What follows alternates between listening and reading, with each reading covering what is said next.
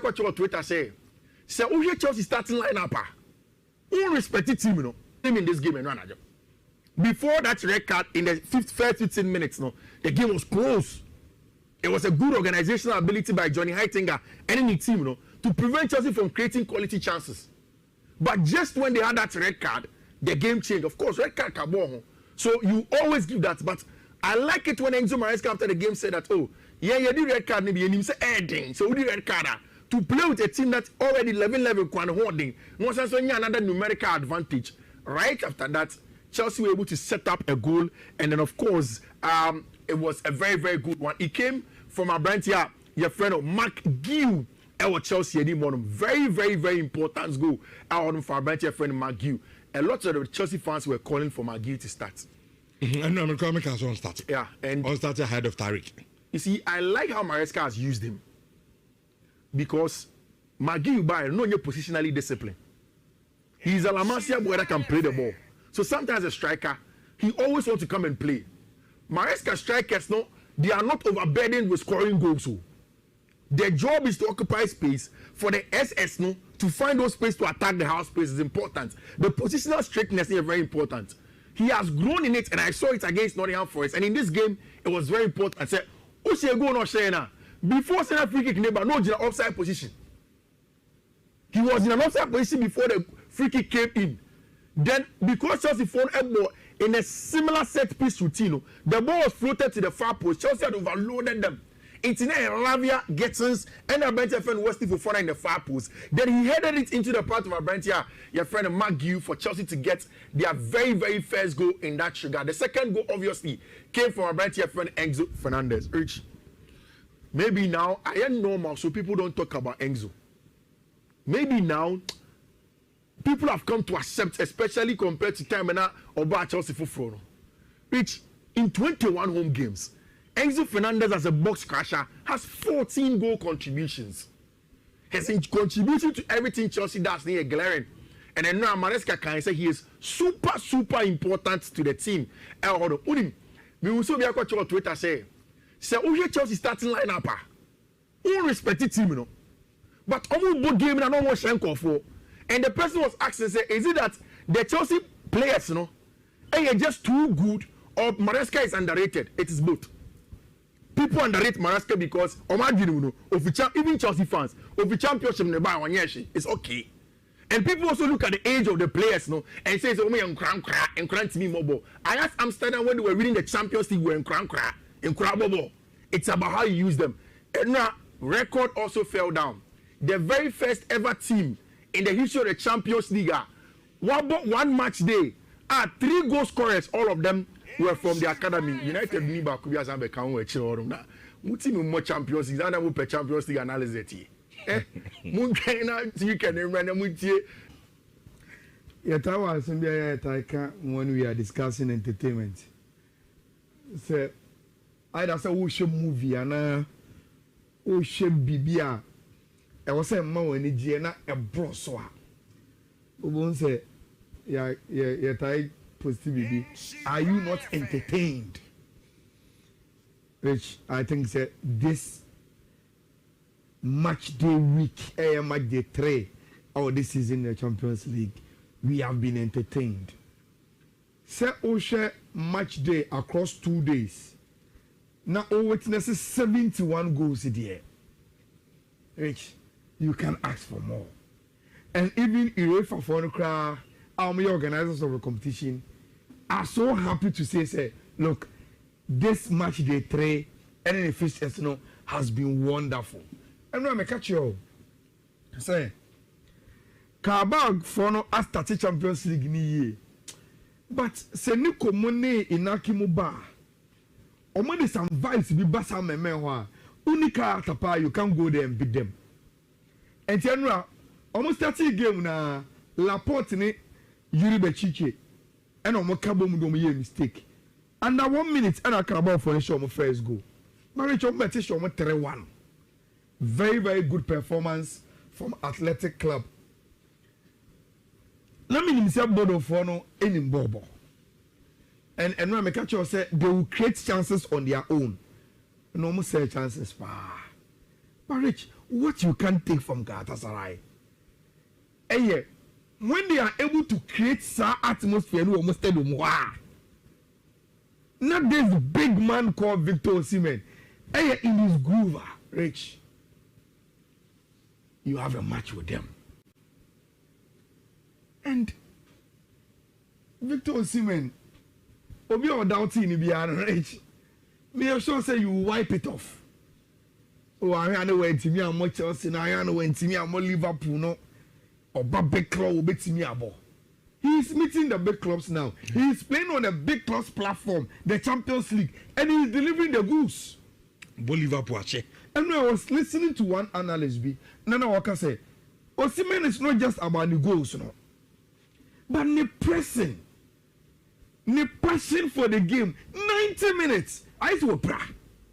And that is so good.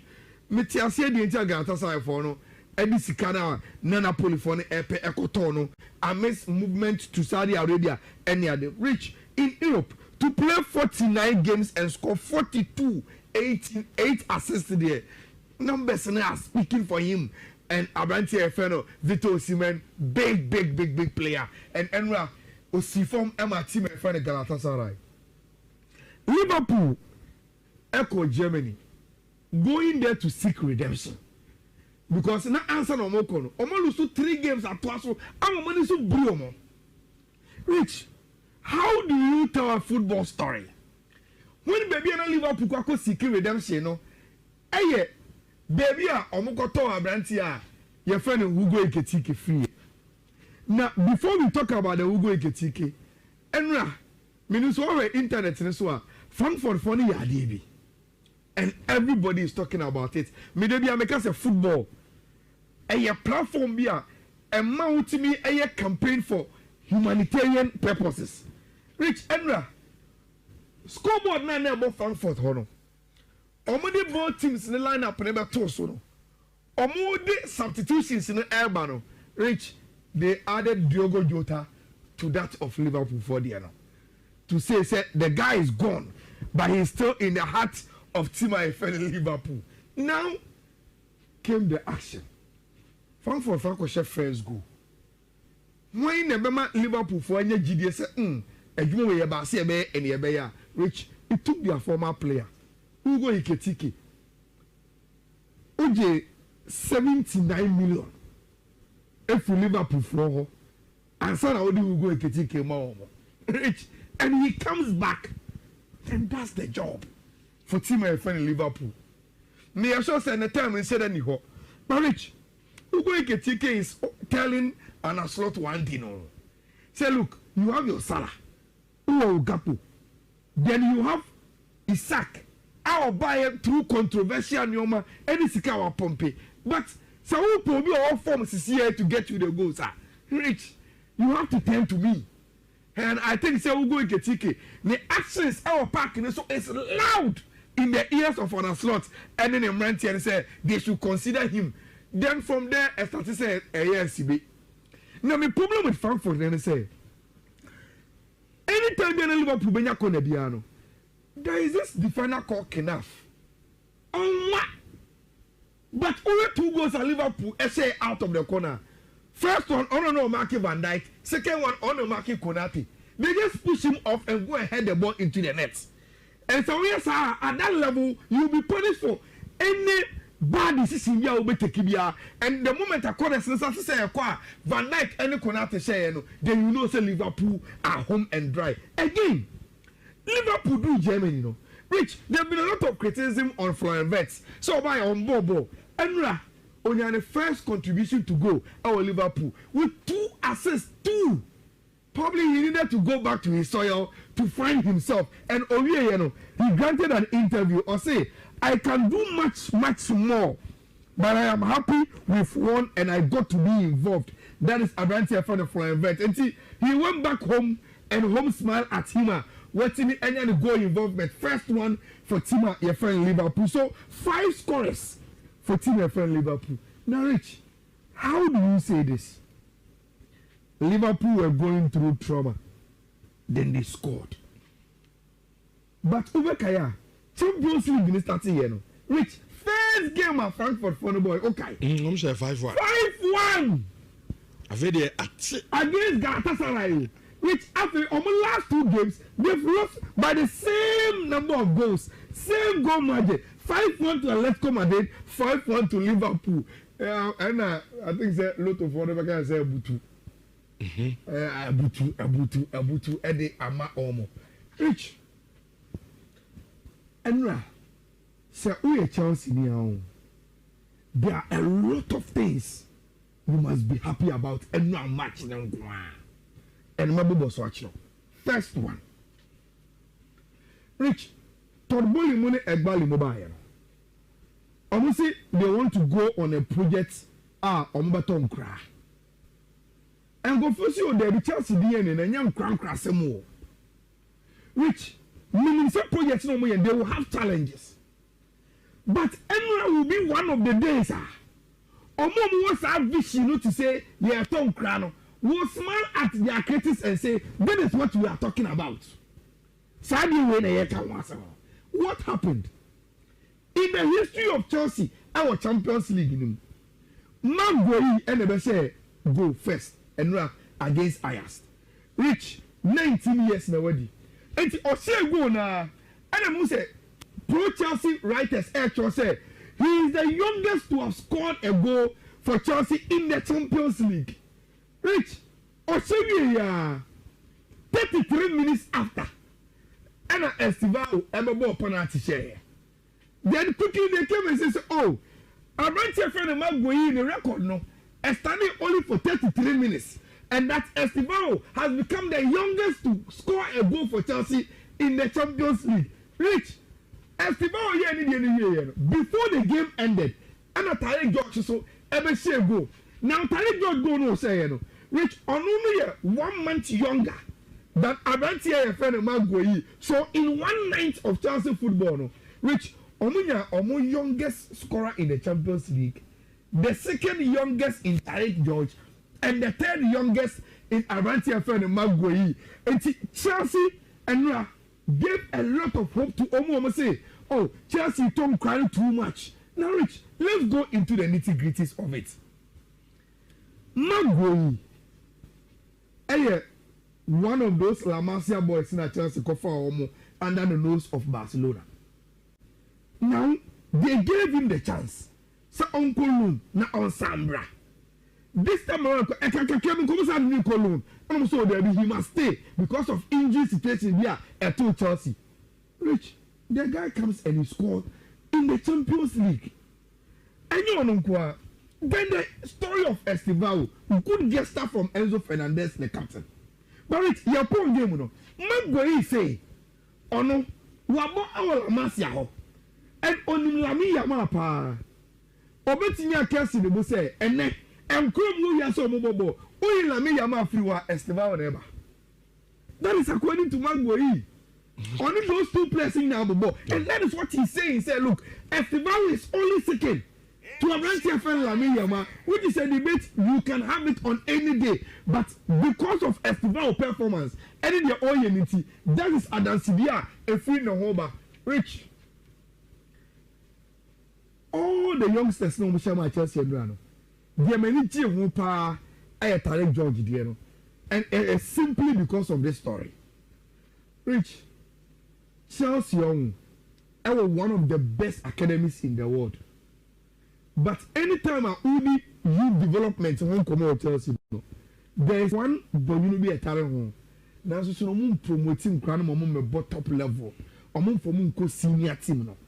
And on the day Chelsea and celebrate your moon crown my idea. Which and when you look at Cabot, if all of those in Crown, none of them were from the Chelsea Academy. But this time around, they have an academy boy on their list. And that is very, very significant to the whole Chelsea Football Club as a setup. And Rich, in some area, it goes back to one person, Enzo Maresca. You will need a coach who will give these youngsters the opportunity. Say the last time, Odema a champion. Now look at Nkra almost surviving under humanity. Rich. This we say there, it comes back and it gives you a whole package of the youth project Chelsea area. Now Rich, apart from Nkra, we say go sing there. Only say Gate is Nigerian man of the match. Yeah. Also another youngster, I got to the foot Dortmund. Then on the 9th for the youth, he comes up as the man of the match. And Akawubi. And I make her say, look, so we are Chelsea and you have a lot of things to be happy about for Omo performance now, Omo Danedi, and no perfect performance. And they may be come for Bayern Rich. They are too good. And Omo form na no shit to do. Say Bayern so more 4. So they did this since 2025-2026 season. Rich, across all competitions, 12 games, 12 wins. Not even a draw. And this is a German record. It is a German record. 12 games, 12 wins. And they had their youngest goal scorer in the Champions League. Then I was happy for Jackson also to be on the score sheet. And Rich, since he had there, I think it's Otton Grauba, Hurricane, and in the form now did. He said, and I didn't come and say, Ellen Halana show.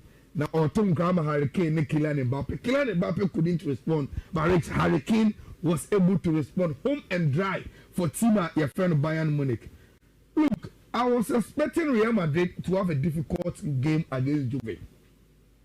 But from my way after birthday. Hey, Kwabena I Sunday not just say young Kwan and Kaka, and that crowd there and some no said you turn your boy pa, you be dear Bible pa, and Tina may have done 20. One young Tama Madia, I have a cat pa. Not Kwabena himself calf for us now, bear 2 days ago, na calf for as I said in the ministry, a buy at as a man for the donor to so move and now some good to a crana. A buy a man for so the idea. Now, pa the 2 players. Ana tesa wodi ebeko edemo Muhammad Salah ana Fraser Fakiminti ana pay anu yankoma tese etwende uko social media platform no so a wo mu teso wo hwe Asaf Hakimi kradia say yi Champions League wodom ana teso odi ye ana trophies a woni Paris Saint-Germain je no anya sam koto kwanti say ye player CAF player of the year padia eso no so ana ye ko enso edema no na Muhammad Salah de ende ene entenato pa e wo Europe anya sam koto ana foko Premier League na say womunsu na edi Premier League no edi so mo na so nto no so trophies no wade kakra fine amateur so bo chosa branten so de uwempa de ono so ben and e be some say na Victor Osimhen na no so na gala de kwabena gala de uzi de gala sam kra enso ebam antim anu ya kafo nkoma chese na no pen no etotwa e woduma de so na no pen ye di e che kakra so edi amana ayesa de e no da UEFA Europa League matches how do be etimi etoda Homa Sporting Braga wo botina fie bontra mi no ama criminal self double kono wo mum instrument wa bra team ani din ade plan wo mu atena fie abantana mi sama Rangers bobo kono wo mum sum instrument afa LFCSB wo mu tena fie ama Bologna ekobo mu 2-1 ya ama tasa no so ha adine pa fana bati anso chi Stuttgart abo matena ba kwa wo mum su instrument ka genk bobo kono wo mum su tena fie ewo aye bedo mo abo dabi wo mu ene ribetis obi ama trankasa emom go ahead etna Holland go ahead abontra mienu amatesa Aston Villa wo musu etimu bako Olympic Lyon bobo ko retra France FC Basel abontra mienu wo musu entimante afes Red Bull Salzburg anase we krampodum wo musu abo entra mienu Salzburg bobo ko no kwabna de tese wo meti France Voros ama France Voros ko bo montra miensa wo musu etimitim mienu Celta Vigo abo 2 ama OGC nis etimu bako ansana Celtic bobo ko no anso etna Ajax Holland wo mu so entra mienu ama team and the Storm Grias wo mo enso etimu ba ko Feyenoord ebantena miensa ama Panathinaikos wo mo so etimitim ba ko na yewi azo mo coach no wo mo so afa ofro wo de amede nkoma kakra enso beba na Freiburg bobo ko no enso bontena mienu ama Utrecht wo mo entimantele metopo enso tena fie entena miensa ana mo so awoso wo ko ne ba we na tase pawo enso atoma no mo tena nan ama mo so etimu miensa ti ene ye game no so eto da Maccabi Tel Aviv wo mo tena fie wo Israel wo ko ne ba we na tase FC Midtjylland entena pole miensa ana mo so ade ama Malmo FF wo mo so eba tena ba ko ama aye Dynamo wo mo enso etimi atimu aye ba ko ansana Northern Forest wo mo pamo obuko oti kwabra ene four matches in a row lose no abasa wo mo cheni ya baba na antena mienu enye tim kuto no mo chobo FC Porto wo mo num Porto ntena mienu ama tase nya asam kuto na wo mo payin pa na no pa we de medio payin anso edebaba Sroma atnafie ama Victoria Plazen ekobo mo ntram yenu mo so atimu baako ansa na young boys so chese ampa omo yenkoda de beto mo yenkoda wo so ntram yensa ama Ludugrat Riazegat kwabena mo so atimi timu mienu no reporter etodwa on krofa manso a ena no pe ye ka tire kakra edema ne noda anope mekote ya yesa banta ni dedi juskunde went betwini esanse yeso wanya man no discomfort kakra enti in the expense of say abanta betimabo air classic na so mo enso wodre abanta kakra esampa ebia no no so betima twani ana ma he se ebia air classic juskunde ebetima sia kan ediama baso na boboko na emom abanta ni dedi Frankie Dijon ana freso Andres Christensen de reporter men say ekam enso ayase wo musuno ebetime adwani team no very soon ana branta de dere hafinya enso de eno a wono so timi e complete aye forces no for aye mu training no ento one de ne de ye emranta ne wo mu hwe manim aye juice kunde ana afa Frankie de John afa Andres Christensen na wo musum ahwe so musu betimi asamba bim na ene man so timi akoye kama ede mom tie no ada ene ye reporter etotwa e oduma de so na no pay mi ka che kakra edi ama emom made de ukopie mo mo chese Trent Alexander-Arnold ana afe Danny Kavaha ana Dine Heisen kwabena reporter mensaka so mo ye back for the El Clasico atase no subetima baso nti kwankro bia so made de betima yusu sa players yi na no so etimi abo me no made de nkoma kakra ne El Clasico nkoma kakra ya tete ho na wedim say ba to dwa say abrante ne de Lionel Messi no mo say Andres Cruzini ebetimi aya counter the season at the Inter Miami Boboko no na another nkoma eba say sisi wa standing until December 2028 and sisi de Lionel Messi no adwuma no obasa to so aya 3 years contract ana brante na yem edema Inter Miami Boboko de no a reporter efi aye Lionel Messi akate adi eba na anona amanfo bi say say atete say one reporter say what the Messi beba ankomo hwe nim say bia 2026 eko ana say bia roughly 2027 na 3 years due ya krofo edi akoma ni sign ebeko ana so beba out of contract ana entim na no so ayenkoma asa say omu so edi ho nkoma anope ye katire edi mana kwabena timu vena yes okomejoli so ka o say oya ja ye ka se onyade atese Tottenham fu kofa no aso bebo anu so amfa okọ ni ntinu kwabena team na nka se okobo e no baby o free ya oyade no omoze next year no contract ne ba na wie ya omu hia no team ni mbeti mate se Timo Werner ya say likely say Major League Soccer ano no so ebetimi akonte ade ye reporter ane ne contract for Abi Labs ke na no so ba na wie next year ade ye nkoba kakwa so fi kat no akatem ade badna anu ada and Central for Etropenianitin at the Christophian Paton on interview. Answer ya can buy a Munich sporting director now. Or pay winner or Triano on them and a hair 20 in a kama. Now another Central for besides Sisano buy a Munich Bobo called money transformation the way near Messi Conuana and also is the better in the sense in the back. I said, I'm a some moment now buy a woman on me okay pa the way near Messi call many boys in you okay and a project in so many BBI kama. Na court na wonom aye duma no de amam no Vincent company no omo chase papa de ye duma no papa na omanye ni dampo se do se no mo wagide se duma ndo nim ye na as to say the way aniema esi kwai na nko mu fi se bia papa no ebe nya normal of time kakwabara what sampa aduma no o ye very aye certain some abante no betima ye aduma no adi amabaya no ne boboko na no nanso ana be 2 days ago ni no a eba nyina tese on be man contract sense no till 2029 no your contract wo me dem Vincent company na anu ne be so pay say contract na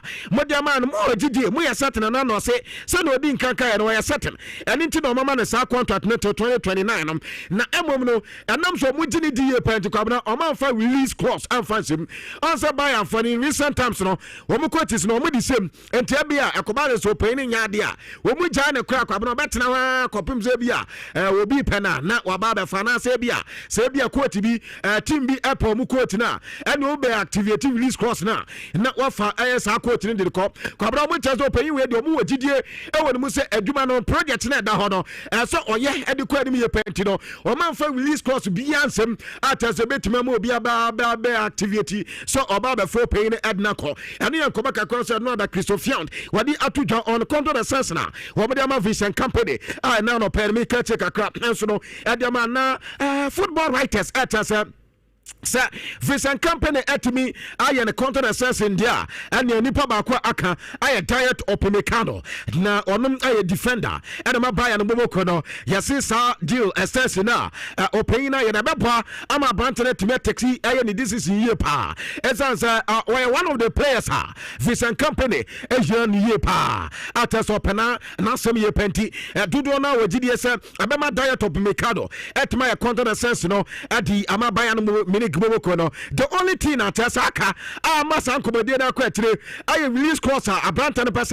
Woman send a contract to move. Not by and force your mother says, release course in Dominion, so maybe Emma Brant and the daily diet of Mikado. Sanya Bay say, a commerce of December, a Bob Cacana Team Yaba say, it be 100 million or Barbie 100 million, and a Quancobia so I saw the Blanton and Swako, woman saw one Padisa, and after a dear Baquaka, Quantum Assassin, I problem Kaka, I Sikana, signing on fee now. As some of them diet opimecano, no, buy and fire, or say, or more, and person be chiadia wedding be the only tina. Metis, and the stamping block, Adama Brant and the contract assess and better. We move to DSA, if we may acquire the Brant and bit me, I reach agreement with the team. Akobana so meant to man reach agreement there. One more chance a Magay and Afe Nico Struck Tabak, one two players, one more so met to man Yominafe, or Mababa Buy and Minik, and Tenoso Komaka Kwani, Namam Scott Carson, meaning Komaka Kwampato, Scott Carson, a player at the Manchester City, where a goalkeeper, now Siciano Bar, and 107 minute to do Tessa, Manusu recently, when you're at the Ama Timothy trophies, Anna Branton so at me at it, na Anope Makinchi Kakra, at the Aba Woha Branton trophies, what the Adi Ama Manchester City, and now some go to acquire UEFA Champions League, wati ayam Premier League no wati ayam 4 ana fe European Super Cup no wati 2 EFL wati 2 ana Club World Cup wati 1 FA Cup wati 1 Community Shield and also wati 1 ti what me say 11 trophies ana tase ekra ayam papai wuyi ayam Champions League ni adi 2 no enso dia fuma timi say ne nyina ayam comment ban trophies party atimi say wati do na pa adi amati managing di me pato Manchester City ana odi aba betu jase sia de tinton time football no or call retirement or pese or kwana humi gym kakra timi say nyini no o peyin na fa kama eno ya reporter eba e wo dwumade so na no pay make tire e di amana karima teyemi reporter men say kam say ni agent de super ye Mendes ana say ya Mendes ya se na no da na o call Dortmund e kodi nkomo ni openya ni de Sabasen ka ana e kodi nkomo ya kono na sense ata so mo ye de makarima teyemi na kwabna reporter men say kam say a few days so paying acquire no negotiation and near men you after some more GDS Abranta, the daily Karima Demi, Abaya Condor says beyond 2027, and I know Yankoma, I told her I would make this an hour panel, make her check a cry and so Edamao, and know that UEFA Conference League, and also matches in the Atoja, AEK Ates, or Moni Abedin, and the Disney AEK Ates, Bontenemians in Sia, Emma Bedin, and Timiante, and Sana Tim and the Eddie Brandy Black, Wamusum Atnafie, Ama Coop Copio, Wamum and so Apples usual, FT Twitter about Nabako Emma Omania and sweat me at here after Timani Deriakan, any Raya Valacano, Omubo Tutu, and Sana Radika, almost gave me the Aja, Intino, and to me, and so Anyama so Sakta, and so Natina my ledger also, Ecobo Montanami, no Mutimubacus Candida, Atina Febo Nabako, Ama Timani Dina Adisha Brony Wamo, and some Antimante, Afiaske Rapid, Etina Fe, Ama Fiotina, Cobo Montanami, Womum Antimante, Strobok, Ane, Zagalonia, Womupo 1-1. And son of Isaac Akma, and so that is November Slava, and Pomatraba comment mountain now. Near Pie as a cabana, AEK Lanica, Aquatic Crystal Palace for Elfia Souls, a Pomatraba comment mountain, Hama for the Dona, Wamu Kakana, Team and Dini Adi, Hamron Ayas Patans, Wamu Atrefi, Ama Lasana Sport, Ecobomatraba comment mountain, after Red Arms for and so Bontremian, I'm a large percent, Wamu Atmo, commence 5, and so at enti ɛyɛ team no di ɛde Zranjik wɔn nso no abɔ ɔmo atena baako a wɔn nso no ɛtumi ante ansana Silversport wɔn nso bɔ ntena ɛyɛ mmiɛnsa ama adeɛ sɛ team no din nso okay wei yɛ Summer Sport rather wɔn bɔ ntena mmiɛnsa ama Dynamo KF wɔn ɛntumi ante Samarok ɛtena fie ma Serge kɔn mo tere ansana ɛyɛ team no din nso ɛde ɛyɛ Sigma ɛyɛ Omalia wɔn nso no atena fie bɔ atena baako ma Rako nso ɛtumi ɛteɛ ansana ohwɛ ma ɛyɛ adeɛ sɛ Craiova nso ɛtena fie wɔn ni Noah kwabena ɛsɛn no wɔn pimpam yɛ ɛtumi sɛ wawa na adeɛ no nso ɛkɔ Korea reporter mensa kan yɛ sɛ ɔpanya ne deɛ de Gil Marin okɔ Atletico Madrid yɛsɛ majority show do pain no sisi anom oja ne source no ade ama Apollo management kwabena wɔn nso ɛyɛ sɛ ɛba no sɛ yɛmmoa na yɛndi dwuma nkurɔfoɔ wei ɛdi mu tintima yɛ pa wɔn yɛ American company na saa Apollo Global Management foɔ wɔn nso ɛyɛ adeɛ sɛ American asset ɛyɛ management company nti yɛsɛ wɔn na wɔn tɔn saa wɔn nso stake ne ɛde ama wɔn ti wɔn ba bɛgye wɔn na ɛbɛba bɛyɛ majority sɛ oda ɛwɔ Atletico Madrid the reporter mi sɛ kan sɛ ɛnyɛ adeɛ sɛ Gil Marin bɛkɔ ana afei adeɛ sɛ ohwɛ ma wɔn nso wɔn nso president ɛnyɛ adeɛ sɛ Eric Sarazo nso kɔ baabi a wɔn bɛtena hɔ nso ayɛ adwuma no nti ɛne yɛ reporter mi sɛ kan ɛwɔ dwumadie so na former Manchester City ɛna Liverpool goalkeeper ɔpɛnyɛ ne deɛ David ɛyɛ James ase yɛn kama obi ante sɛ kwabena wɔde Chelsea enya work class goalkeeper na yɛ goalkeeper wei deɛ kwabena ɔhɛ dan krikija saa yɛ na ɛgya tɔna atombi na waboa yɛ kakra bet nyame anim ne yɛhia goalkeeper papa akwa wei deɛ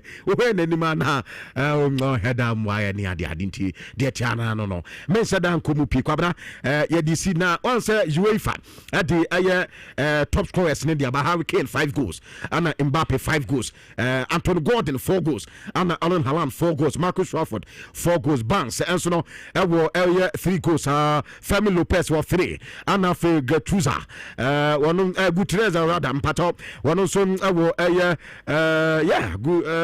Cruzeta wɔn ɛwɔ ɛyɛ 3 goals ana Martinelli ɛwɔ 3 Lautaro ɛwɔ 3 ana Brandt de ɛde Flex Mecha enso ɛwɔ 3 Osman yɛka sɛ Victor Osimhen ɛwɔ ɛyɛ 3 ana Pajao enso ɛwɔ 3 nti no kwabra ɛnom ɛyɛ deɛ UEFA ɛde ɛba ɛwɔ dwumadie so na yɛse ɛyi nso akɔ akɔto bet ɛwɔ hɔ Lamine Yamal wɔn sɛ wɔn wɔ saa Kings League na wɔn ɛbɔ na yɛse Madrid supporter baako ɔyɛ streamer YouTube no di mu tintima yɛ paa na ɔne Lamine Yamal akɔ akɔto bet sɛ Clasico Lamine Yamal sɛ wɔn bɛsɛ Madrid sɛ Kobases so ɔman sɛ Madrid sɛ goal bi a wɔn ɛnso bɛsɛ bi efiri ɔkɔ na ade sɛ abrante de celebrations na abrante de bɛyɛ kwabena wɔte sɛ wɔn nso ɛsɛ Madrid nso deɛ a ɛna akɔra no nso no ɛbɛsɛ Barcelona jersey the next Clasico no de bɛhwɛ game no ɛde awie ti no ɛne yɛ bɛɛ tɔm nso akɔ akɔto ɛnti deɛ tɛna Rafa Benitez nso deɛ yɛse ɔkɔ Panathinaikos so ɔkɔ akɔyɛ adwuma no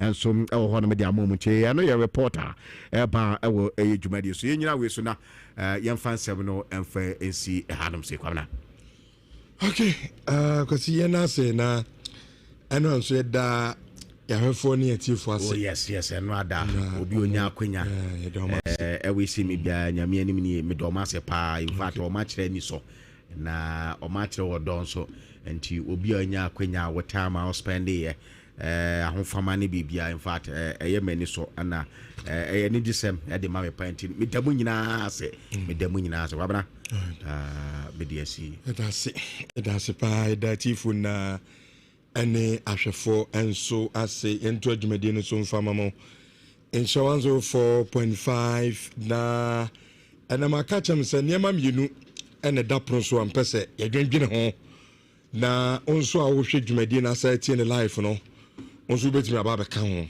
wei discussion obiara tumi bi deɛ di kan ayɛ CAF Awards 2025 no player of the year ɛmɛma no afɛm Mohamed Salah, Ashraf Hakimi, Victor Osimhen players ni bi ka ho bat omo yi omo so fa no se obroni be se ye punina ana se ye teswa ade yesusu se like lo metimi akode last 3 no Mohamed Salah, Ashraf Hakimi and then Victor Osimhen sorry emrantie miense wan na ugidie se yenya awards ni wie no now no na Africa handina ye as the best player emano eye emema afema say Bismarck owusu bempa yala ene fifi ba ebedi nkomo no mo so do madwenche no e de ababa sisi no wa wo hwe so no betimi e de wo answer ba de osusu se ono na fata South Africa na ye as your best player. Then your second one no between Yenia Nkasa Ghanaian born Michael Essien. Sabra na usia kan edema Chelsea. Near friend de Bizon. Only in goal Kante the general. Rante mi enu omunyi na sia kan edi ama Chelsea Football Club no. Na rante ne question aye bisa ene say Sabra no mu gina so pa. No monsieur makan edema Chelsea no. Why ena obeyin as our best player. Sabra na omusia kan edema Chelsea ne me shembo se yebenya butre pa na awram ne ya chese adwen edi afa Ngolo Kante the general ena my place and the bulldozer and answer the bison omun common yebedi ni ne etimi enso edi amamuti amuzu be question of the day no ye traso enefie but before kra no ma yemfa sedama amwa automobile makacho so ye car dealer anopa bia tiemi ne tiemi yie esan se ebia na car no oto na bruchi no na Ford kakra wo ho ebia na accident car so ho wo de se container mbedru tama from tamana me patcho fobra amwa ho na amwa awo workers anase endifo eba no se car no nya accident a ye be siesie ne kama de ha ye kan body works no ha be ne kama ye wie no ni spray ne kama de akoshe ovimu na ye spray na wan ka se de car ni pie ni de be sia bonti se o car ni a I'm telling you so we doubt it me na me catch now na omunso a omo car no omo twi de o twi ne be 3 years 4 years o pese spray o pese unse wo twi nti dia baby atwitwi kakra baby ye hu ye ma so pese o ye body weight na o say spray car ne bufra into we driver ni na wutie me o car no aye dada na o pese ye sama car ne amono me say you spray o car ni wi na o kona car ni so anhwa nka say o car da aye different amono into the phone number no we min kasa tibia phone number no na frɛ amoa 0244 465764 0244 465764 ebikura na o car no emuno se say ayedada opese ye lining mu kama edema ni nyina no okwa ebe ni nyina kama pa enso etimi ediama o say krom ache jumade no eba so 31st of this month ya eba so awo Kumasi Rotary Park enti onsanka o ticket am so ye ntam na ticket no esa amanfo to ni nyina to de ntam ye de jbad eba sanso na koku smoke and many more omunyina na be just stage so na nyame ya de 31st of October this month ye our Rotary Park omunyina be tonyom ama etimi age yani entino to ticket no ntam to ho na wa hwe be dru da no na wanya ticket ni bi ankwankwa dwumadie Rush energy drink omo ana aso asene de osei chrome ache dwumadie ede bampa to ticket ni se na hu semsitie open standard one 70 cedis open VIP 200 cedis open VVIP eno echo for 400 cedis me patcho ticket no so open bookings or inquiries over friend number 0542 461922 eno eye osei chrome ache dwumadie no open ticket na wa frɛ esa number no me patcho yade de me say mitia me suro yade papa nti da bia me bompa ya me ka kire nyame so nyame sraw yade de enkankan yade de meto me patcho ada bomodia na onso epafiri me so ti onso da no bompa ye na so yade de se de bia na me ka kire mu no ye kwa ye be ye nsuo nom ye didie mu ye de one way or the other yade no ebeba yade bi ti se pressure ebia wo de na low obi nso de high me patcho no an so beto aye reko heba me sha aye akurase doctor na dru no aye papa koko ena wo oba na abema awo emma oba wo fijikom enkoye menstrual pains sanso ena aye ota complain se honam ya o ya osisi ya o ya me patcho aye reko heba me sha abibidroi ena me kamfo Ediama Oko Promise Eba, Freddy Mens, KO, Sac Pharmacy, Patase, Obuase Fomonko, Aye Time FM, me Pacho Hodna no Kwa, also Ope, Aye Class Doctor, Nedra Yatuni Din Recon, Heba Mesano, na into Yadia Mubo Sudina, Ase Enfama, your Breman Pentecost. Thank you, Jesus, building in Mana Frey, Software Recon, our 0244 470067. Na unomo eni eyen komono ento so Alaska Star Enterprise Brian na onsono omo ema unsese odem office wo obesese ho kama anase ofie na wase awie no emu asese nyina no Alaska Star Enterprise and woko from wallpaper, blanketing, open material curtains and also ebi ewo ho eco panel, bed spread, modern TV stands and backlight. And near TV there no ya the fat TV na to say na dra nwumra e madam wo ye fekeke open best silent so the basis so mpa nchenchen e dra nwumra odum kane akese na ode no e de ada e dem wo fef obi ewros krachi o ye guide do ababa we wani ate so eniema bebre quality ne bo no so da form Alaska Star Enterprise make come for Ediama se wura ho na onso koto oniama wodi sese wo dem nyina ene office wo ye wo Kumase adum ye wo mesesa no che plugs anima boss of ho na obi so obi a obechiro enkran for Monko Circle Tiptoe Lane 0256 330075 namuno mo eni komo ene de computer upo unim computer unim dia wadwuma sembe den pa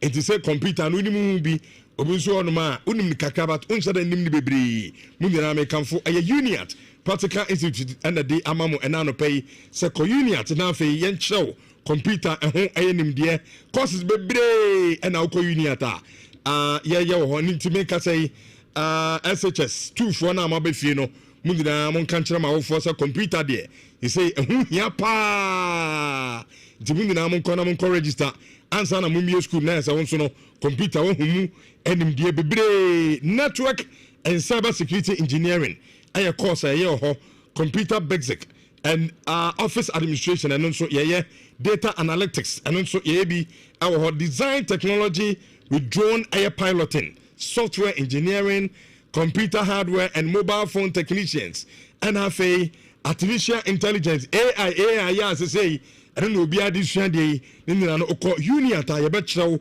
ama mo so bibia aye kama ade ama wo ya school in such a way say said ya wo bresitie bia ye benya bre a kyerɛwade open regular obetimi akɔ open weekends a obetimi akɔ open anwumra obetimi akɔ open distance so and also obetimi aye ne kama pa ama bibia na akɔyie enso etimi ade ama me pa kyerɛw friend awo 0555 383848 yo Kumase sisan so ya on bus stop or family chapel na audio do a biso bi abrosa fefe ho na yini atawa won sabetimi akomo and so yen fa we intwa na yen start in discussion so 10:35 the ten say say enipa dodo na ati social media no so ne bi mpebre eno ase kofi nu se mo ha madam fo bako so ma hake no na on be send message o se no ho akire no enti mensa na unumade ba ko ama medi twa mo ntem omo ya na o maka cho se sika no o se senke bia wo damfo a omo fa the same number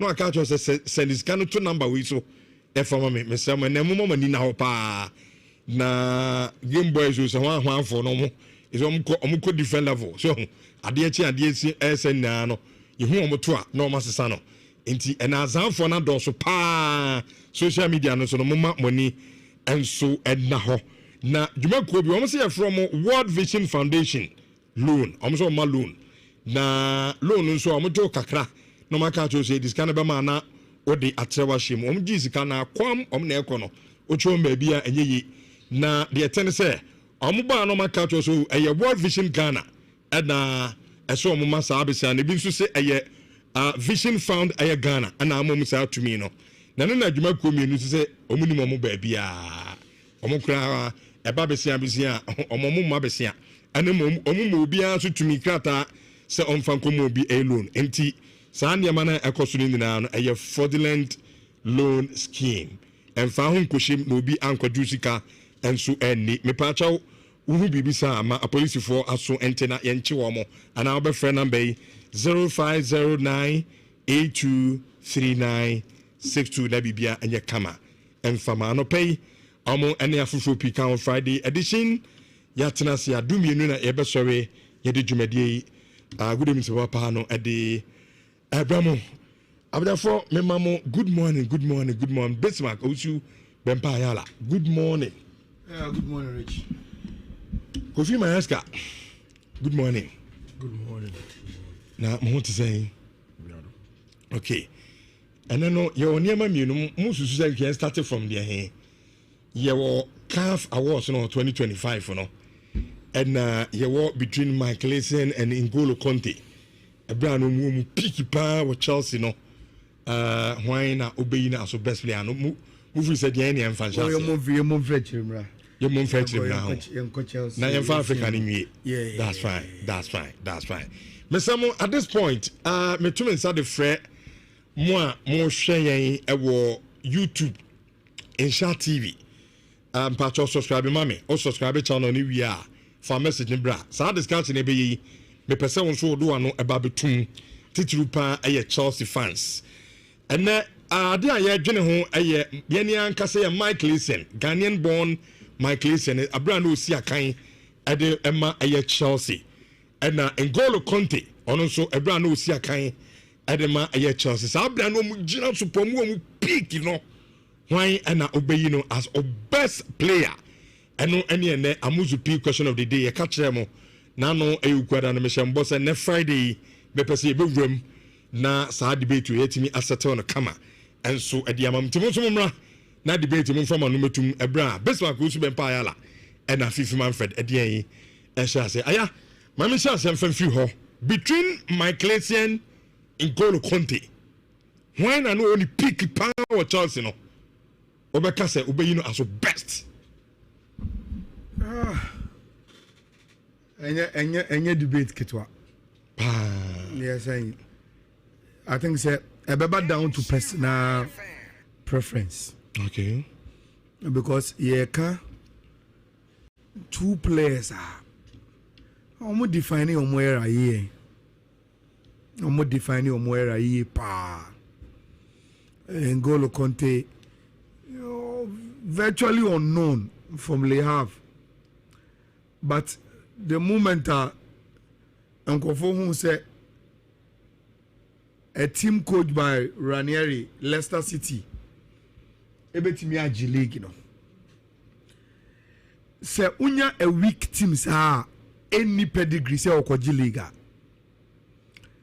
se uye so much into technical and tactical analysis the first thing you want to ask and say na team bi say there why na more balance omutimi e defend ye na omo ball on the counter omo ware shemu say Riyad Mahrez money Albright money Vardy mo do obeko nti the most important player in the Leicester team no the na omo balance no and it was him and me sure say when Leicester and go for so mu si challenge go for do mu ya he on league no and man go for ni start say buy N'Golo Kante so now Rich ebe sin there and before this cancel Leicester league no muje no so sad na e see once in a while ni bi fairy tale yes enti e see just for the wonder of it but to come out of sad team no and who as an individual to say oh after being part of what you describe as fairy tale no me consistent high level performance I'm who say me fairy tale player. That is what N'Golo Kante has gone on to do. Because where's our Leicester team now? Nango for you one way as a team and what they were able to achieve no. Say uyi omo individually ebi omo nyade. Enti obia ni wo di ni sika ko asem koto Jamie Vardy. Obia nko so Opel Brighton, Kagawa, any those players, you know. But Rich, there are some players in that team. Riyad Mahrez, N'Golo Kante. Teams bought them from Leicester team now. They went on to show you consistently say they were quality, and as at that time, player bia obetimi no atutu no hu bia no. Oni no ebe bobo say they o expect. Real Madrid bobo City power. Yes. Bobo City. Oh yes. Oh yes. N'Golo Kante. Rich. Oko Chelsea no. Look. Okoye adwuma and coaches bebree. But he was constant. So defined. Workaholic. Tackler. And unim say, Rich, Nkofo ni N'Golo Kante as a tackler ne work rate. And people don't even give him credit for the way he was breaking lines. There were times he was able to carry the ball into the offensive transitions. He was that good. Kante was so good. And who said, Rich, in loving a player, sometimes it even go beyond Bona or Bono. He became so likable with humility. And in an unassuming posture. Bono complaining. Baby, no, sir. Yabobo, we are not a temple for as soon as I can, I age. And as a character in the France after winning the World Cup decided to say, look, this is time to make him known to people. Our mucha no mano any bibia. He has done marvelously well for his career to be mentioned in the category of Asian more any other. But Rich, my choice will be Asian on any day. Asian on any day. Oh, Semiti team. Na N'Golo Kante jina ho. Asian jina ho. Now see me opportunity to take only one to my team. I will take Asian. My simple reason ne. Meaning say Gen Z is now omo share ball no ensa dan che bebre no will not understand me. But I will try and convince them. Rich, Essien was known far early than N'Golo Kante. In 1999, Ghana U17, they could be second. Our the under 17 World Cup. That was when people got to know Essien. N'Golo Kante don't have any history of FIFA World Cup under 17. Now, Essien yes had any way for Ghana at under 17 level. No? Then Rich, in 2001, yes, I could be second. Our under 20 Essien was also part of that team. No? There are few players. Omo ebeye world beaters are Rich. Ultimate Tracy omo football heritage. Echo as far as representing their country at the U17, U20 level. Rich, it tells the kind of player that you are. And even at time, na Unyandu pick as a known player over first team crown. Not at youth level. Why do you do we say that? And now those tournaments, you know, and my Essien and breakthrough to Bastia. Until before Essien or Boko Bastiano. Now Obianim say open one of the best DMs. Any center backs Essien was mentioned across the world. Now Oko Bastia. Then he moved to Lyon. And yet now PSG Makata French League you know. Lyon was Lyon then. Essien won Ligue 1 with Lyon and became the best player in the French Ligue 1. And the time I just say Moreno by I say Charlie, my philosophy is to have a compact midfield. Rich, do you think say easy for a coach like Jose that time with a blank check from Roman Abramovich say catch me play be a po yasibia. Now me from building a Chelsea team, a bet me a competing Manchester United money Arsenal mo.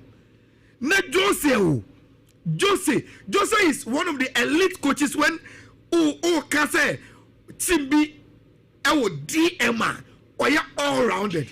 Rich, for Jose to say, look, Mimpe DMBA, go to the French league and bring me the best player in the league. And the transfer saga. Michael Essien, if Oneyan Michel Ola. Easy. That transfer saga. And that time he broke the record as the most expensive African. This carton. Rich, Essien came to Chelsea and joined the Jose Mourinho team. They won Premier Leagues. They won FA Cups. Even time Essien, born with Chelsea, was when he was part of our team now winning the Champions League in 2011-2012. Before winning Champions League with Chelsea, our famous John Terry, Echo Slepe, the penalty, he was part of that team and at the second in the Champions League. Rich, how many African players? And Rising said the Essien, rising from the ranks of U17, U20, went to conquer the French league, made a breakthrough transfer to Chelsea, won everything with Chelsea, and proceeded to play Real Madrid and AC Milan. And then AC Milan way, and yes, I net team way. Rich African player, say unye extremely good. You will not be able to get the partner Essien Enyayeno. Now for all that he did, Rich, the Ebema for Essien more. And what I am coming to finish with. Minimisa Minsaka Essien ahead of N'Golo Kante. Rich, Obebo mi say samame. Semi problem anabo 8 amami apa Obebo. Mi problem anabo 2 amami apa Obebo. Mi problem anabo 3 amami apa Obebo. Mi problem anabo 4 and 5 apa Obebo. Versatile. Rich. And Essien and those players now, Rich, you describe as jack of all trade, master of none. No. Baby, I didn't be Jirebiano. Sa unnimun dada. Obaka sa honorable. So strong, so tough, so intelligent. Essien no didn't be biabobo ni bi. Maybe Our modern, our nyansa, our personality. Now look, the generation na Essien, enya bi bonana, or so prominent, was Michael Ballack mo. Look at the Chelsea team then. Look at the Lyon team then, Real Madrid team then, AC Milan team then. But Rich, Essien could break through any of these teams easily because of the attribute as a player. Now, Rich, me crown. How many defensive midfielders? And now about top league. Now Otimiji team no a goal of the year twice. on your striker. On your DM. San strike against Arsenal. Okay, Sago. And okay, the weaker foot left against Barcelona. Those 2 goals won the Chelsea goal of the year. That year, no, and look, Essien was a full package. So why I'm saying Bebrea, you will not appreciate him, Bebrea, but Rich, complete before that. At Okufoyadom, Merton Keynes, UK, I say both players are really exceptional. But I'll go for N'Golo Kante. Okay. Seaman and I say without Kante, Leicester couldn't have won the EPL. When Sufi one missed call. I say I'll go for N'Golo Kante. He's a complete DM. When you see a friend of mine, Alfred Lamptey, 1954. I say Essien utility. Okay, I say Essien is a utility player, but can play in multiple positions. Because of that, I'll pick him out of N'Golo Kante. Okay, and also the other day, I don't know, message B and Amade Abakovi. My mom remember now also between N'Golo Kante Michael Essien, the bulldozer. Why not? You know, as our best player. Two midfielders that I think defined the role of being a central midfielder, not just a defensive midfielder. Usually, because you know, exceptional in their own right, you know, it is easy for people to view them just as a defensive midfielder.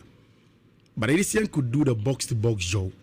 N'Golo Kante could do the box-to-box job very, very well. And Rich, me particularly very excited about the story of Essien because me a Ghanaian.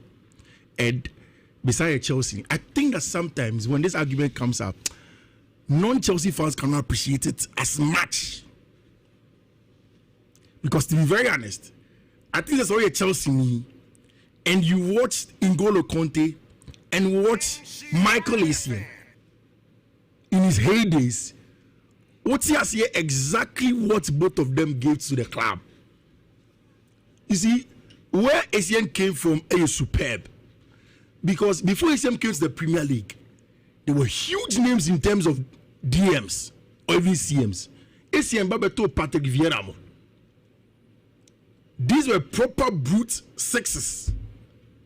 In and around that time, the Scholeses and the likes were doing the job that they were doing in the English Premier League, normally a next level in their own right before even Essien entered.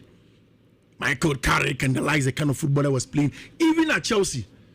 The job of Frank James Lampard, Michael Ballack, even before him, Claude McLeary, the job that he did with team was huge. You just can't take anything away from the quality of the Bison.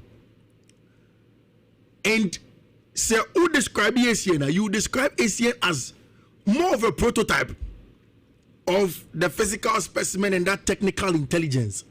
I see Essien for larger parts of Nicariano had a specific role under Jose Mourinho, and wherever he went, it was to be the brute force using physicality largely of Michael. It's who describe Essien. It is easier to see Michael Essien in the physical sense than to see N'Golo Kante. Okay. So Obi fan one frangible on influ Michael Essien will do that easily for you. So Obi international as a 6 positional discipline. Only born about Michael Essien will do that for you. Marich, I think the story of N'Golo Kante trumps every other one. And I will start from this point. So what N'Golo Kante general? Now the Michael Essien general ma. Oh me no. One NCDM amount. N'Golo. So a diminutive kakra. I'm getting kitty be. And a sound when the body move, you don't see N'Golo coming on. On a zoomie. You see, in that season, that year in Nhyira, oh, N'Golo Kante was good. Essien was good. In Essien's best season, where he won the league and what have you, English Premier League, you know, he contributed to a lot of fouls for Chelsea team in him. Because Essien was more of a reactive DM. Born Kema and then a fault. That is how Jose said the team. And gave him a role, say, give me Kona Kema, Winimai. And most of the times, he was tasked to make a lot of fouls. But Rich, N'Golo was a hybrid of that. To the extent that in the English Premier League, N'Golo went about 38 games, only just 8 yellow cards, but as a number 6. Fewer yellow cards, fewer fouls. On Kao. N'Golo will nick the ball off you. It's about winning the game. You see, again as a number 6. Hardly did I ever see Michael Essien being used as that press trigger in the first line. N'Golo was under Mauricio Sarri. He's a Sarri the ball for 3-3 with Chelsea. N'Golo played not as a 6. Let us not forget that. Under Mauricio Sarri, there were large parts of N'Golo played as an 8 box to box. Into Bonnie Kema, N'Golo is the first to go and win the ball back for the team. Okay. When you look at the Antonio Conte team, under Antonio Conte, he played as a 6, more of the ball side, but also very instrumental. When it comes to say, let's go to the final third of the game and contribute to that as well, he gave you goals. Which, when I analyze N'Golo Kante and Michael Essien on the 4 major fronts of being a top player, the technical ability, the physicality, of course, the specific role of also being a number 6, the ball winning ability, you know. And especially when it comes to rich reward, what do you gain and lose in terms of say, oh, as a number 6 now? Which N'Golo Kante terms that. See, let me tell you something. When N'Golo played in that Leicester City team, until almost the end of the season, everybody thought saying Mark O'Brighton, any Christian Fuchsmo, who were either the defenders or the midfielders that were making the difference. Let's just forget about the number 9s and then the wingers, Riyad Mahrez more and Jimmy Vardy more. Which it took the season to end for teams to look at players and say that, okay, this is the guy. You can go and pick up the PFA Player of the Year, Men's Player of the Year, and look at N'Golo's inclusion in those teams. Throughout N'Golo time, it was clear. In fact, N'Golo, unless I'm mistaken, one Chelsea Player of the Year. When his peers are there, head and shoulders, which N'Golo was part of a Chelsea team, that played the Champions League, and to date in the history of the Champions League, any of the Champions League goals, the Champions League season with the least goals conceded. To the extent that before the final, Pep Guardiola said, "Oh, we have to find a way to stop N'Golo Kante." Now, Obebo say, no, Thomas Tuchel under N'Golo Kante literally covered everywhere. To be part of that team is historic. To do what he did with Leicester is historic. Rich, he won the World Cup. He has won it. In that French team. Yes, after that competition, everybody mentioned Modric, Kylian Mbappe. But then when the French went back to Le Chaussee to sing one person's name, it was N'Golo. And it wasn't just because of a nice guy. Everybody knows that. He does the job. Okay. You see, N'Golo made it too easy. It's easy for us to give him the crown that he deserves. Which at the end of the day, he comes down after being in. He also has something to show. All right. Say N'Golo, also we are the best midfielder. Even at Chelsea alone, what did you win? They could see same bet, no? He has it. Okay. You add the national team, he has it. You add outside of Chelsea, he has it. Rich, N'Golo is the best midfielder amongst the both. Josh Budu 4327. I see good submission by Ayala, but I feel the question was analyze them both in their prime at Chelsea, not their football journey. Hence, I'll go for N'Golo Kante. Okay. Justice Amankwa, I see Asian is best than N'Golo Kante. Dixon Okai, I see Kofi, the name is N'Golo Kante. Okay. He's wrong. Justice. Dixon. Dixon, right? Yeah, Dixon. Nokai. Yes, Nidino is spelled N'Golo Kante. But it is mentioned N'Golo Kante. Okay. Debating on both of them shows how genius they were in their heydays at Chelsea. But on any day, I'll definitely choose Michael Essien. Okay. And then, yeah, when leukemia video. Like I say, it will come down to subjective, and that's exactly what it's telling. At the end of the day, I'm telling you, choose the one that you like. Yeah. Now the answer, but okay, you're moving on. That time, no air continue. You're going to Murphy na Yabedifian so and common. Before I ever call to your next discussion and I topic, no, mention the Pam, you know, coffee. And no, I'm your one, I peer frame catcher and say, driver, need be war a project junction. Now, so do a project junction or no, or do a baby can for a union to no being sent a be or junction will be ABT in shop passports. Yes, a friend of Sir Benjamin. Na oko apart the junction, my friend, driver bebe. Okay.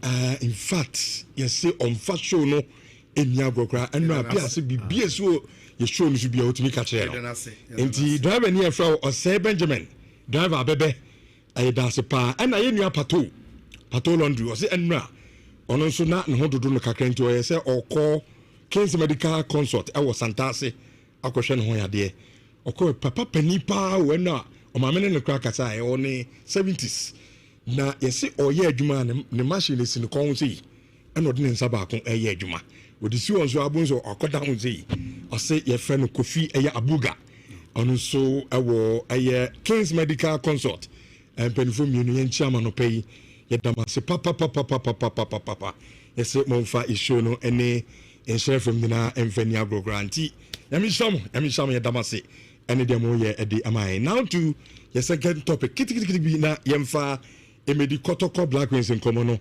CAF awards no aba na player of the year emema from the 2025 me samonfa ento YouTube in Sha TV na yahwefo ne yetifo mra na omonso no mra mehwe bi na yemfa discussions no emfa entoso ye de ne baby I am focus on ye no ewo anipa miensa Mohamed Salah, Ashraf Hakimi, Victor Osimhen. You don't mean to start and so they are tour. On so betimi aba. Why now so say 2025 Africa they are on born homodin. This time Kofi mesha say at the afu omrante miensen emu kra so nkayenyi Victor Osimhen entunchen. Na nki mpuni mra nipa 2. Mohamed Salah and then Hakimi. Looks like as almost see Victor film. No, I didn't see Victor film. I see Victor no there. I'm not saying the numbers. Gala hono ne Nigeria no.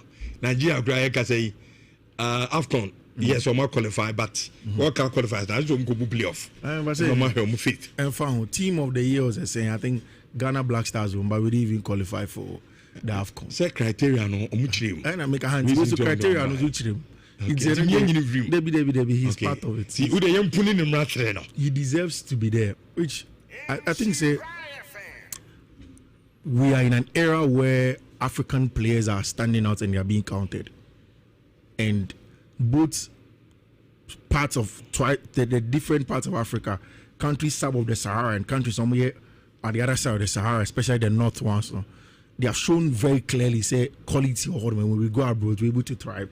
Because in the last 2 seasons, it was Abrante Fernandemola Lukman and, of course, Victor Osimhen who had heralded the prize. Now, Esesa in the sense that, Rich, you see, football and its inability of rewarding players are almost goes, you know. And idea be a thing for anybody to ever think of tramping, unless, say, we are exceptional in the defensive phase and as we be attacking midfielder, you're exceptional. Or you have been consistent in that role for a long period of time. Which, do you know when Ashraf Hakimi should have been up here with this award? No. In the last 3 or 4 seasons, have you not consistently seen Ashraf Hakimi perform? With PSG and the team, Morocco. Yeah, but World Cup 4 years ago. Yeah. And semi-final. Yeah, he was in that semi-final. If we walk up by or the games for Paris Saint-Germain, he has been consistent in Paris Saint-Germain. Rich, even in Ashraf Hakimi's days at Real Madrid, any Inter Milan and any long, especially at Dortmund and Inter Milan and any long, no. Rich, it was successful over there in every right of it, because some attackers will get those numbers, and you begin to see about clamor almost the best African best player. But what Ashraf Hakimi has done is huge on every front of it. You see, I like the Osimhen story because after Napoli, me for one, I was asking myself, I said, one mainstream Europe, no, what is going to become of him? But the temperament and personality of Victor Osimhen has made him stand out still. To the extent that when people say oh, Galatasaray, a Turkish league, he plays in the Champions League for Galatasaray. Meet Europe's, at some point in time, 2 best defensive pair, in Virgil van Dijk and Ibrahim Konate, and sat them down, scored a goal. Last few days here, we were talking about Victor Osimhen, and we were saying, he said, the money down soon is the incessant press, you know. Say, oh, press here, do you have team to win the ball back and still score goals? Didn't we just a couple of days ago sing the song of Victor Osimhen, how he single-handedly scored a hat-trick in a game that Nigeria needed to score 4. Yes, against Benin. Yes, against Benin. They've not qualified automatically, but he has given his team that glimmer of hope. So many teams that qualify for World Cup, maybe. So Osimhen, in every right of the word, deserves to be there. Okay. Which Mohamed Salah, the least said about him, the better. I will get the phrase wrong. I don't know whether he's the greatest African to play in the Premier League, the greatest African ever to play in the Premier League. Mean phrase because how can he say semantics no doesn't. But he is the greatest player, one of the greatest players of Africa to play in the Premier League. Consistent performing in terms of goals, contributions to Liverpool. Last season, when we winning league, he was the person. In fact, after last season, he was up there, almost in terms of the Ballon d'Or. Marich, in the year under review, what Achraf Hakimi has done, gone on to do from a defensive point of view, and adding it to the list of the consistency through the years, especially in the last 3 to 4 years now. Rich, if you say any award on the continent, in my opinion, okay. Not say Achraf Hakimi is not the person. Rich, look at that. Achraf Hakimi as a fullback, 9 goals, 12 assists, 48 matches. Yeah, quick arithmetic. A 21 goal contribution in 48 matches. It is averaging somewhere around 2 point something. Another quick arithmetic. Oh yeah, in all of that, he has the Kusi same bit. Going to the Club World Cup final, winning the French League, winning the Champions League, winning the. I mean, what do you want? I think say team your friend of Morocco, and of course Achraf Hakimi deserves to be the African best player of the year. KLJ11, YouTube, Hakim, no doubt. Ayala, anyway. Many of say Victor is a word mention near doing. I think that he's a word mention. Okay. The real deal now is between Hakimi and Salah. Now, this is where it gets interesting. Rich, one 2025 men's Ballon d'Or ranking. So, over the first 4, Dembele, Lamine Yamal, Vitinha, Mo Salah. According to Omo Muvoti, Dembele, Lamine Yamal, Vitinha, Mo Salah. And we've said it, say, a Queen Liverpool fast so free mu in the Champions League and Temka Krano against PSG. And they affect Mo Salah, ne ranking no. Sanka Liverpool, Elko ne Nimua. Rich, and Mo Salah ebeje Ballon d'Or no. Enti Mo Salah enya season basao. He had a great season. One of the greatest in his life. To hear the numbers, is it not because Achraf Hakimi is a defender? I'm talking about Mo Salah. Me, in terms of Ballon d'Or, first ranking, you can say Mohamed Salah and Achraf Hakimi, because Achraf Hakimi won the Champions League with Paris Saint-Germain. Liverpool, no, Mo Salah and the Liverpool ni. So what I say, but Debiana said the Ekano strikers because of goals. And Debian, you see, a chain defenders. You see, say Oka Paris Saint-Germain and Liverpool as someone. In the top 4 had 2 Paris Saint-Germain players. Sure. Dembele no winning at the end, and Vitinha. Yeah. And they are well represented there. But I'm saying, say, the entire Mimigi say it is a deal between Salah and Hakimi. They say Liverpool from in the Champions League quite early, which affected Salah ranking. No. But Odiano Tunchaya, he had one of the greatest seasons. That is the reason why every awards in England, there was no debate. Say, Mohamed Salah is the best player. He won all the awards. PFA Player of the Season, Sports Writers, straight Mohamed Salah. Oh, we no, sorry, Liverpool G League, you know. Look, Salah numbers are great, and he did well. But Rich, it would be very difficult. Say, I feel like African Footballer of the Year, no. Obi be sign Hakim who dey mo be fufuro. And a Newman kitty bi. I remember Hakim ya winning. Number 1. He won every trophy in France, including the Champions League na Salah Bobi no. And it's a Salah Uji League on Uji League ni bi. Sure. Sa Uji FA Cup on Uji ni there. Osa koji Coupe de France in poker ho. And osa beji Champions League. Number 2. Tima eyi Liverpool film wa enunti affect Salah no was a shot for Kimi's Paris Saint-Germain. Timinu share no kwamesabo. Oyido. Owie no. Oko finals of the FIFA Club World Cup.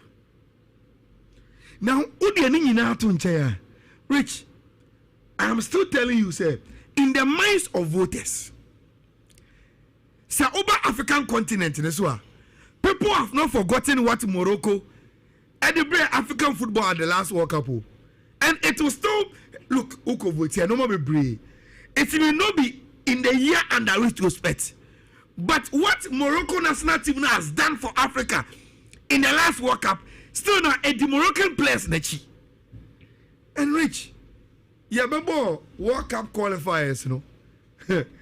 Ashraf Hakimi once again has led his Moroccan team to do the best.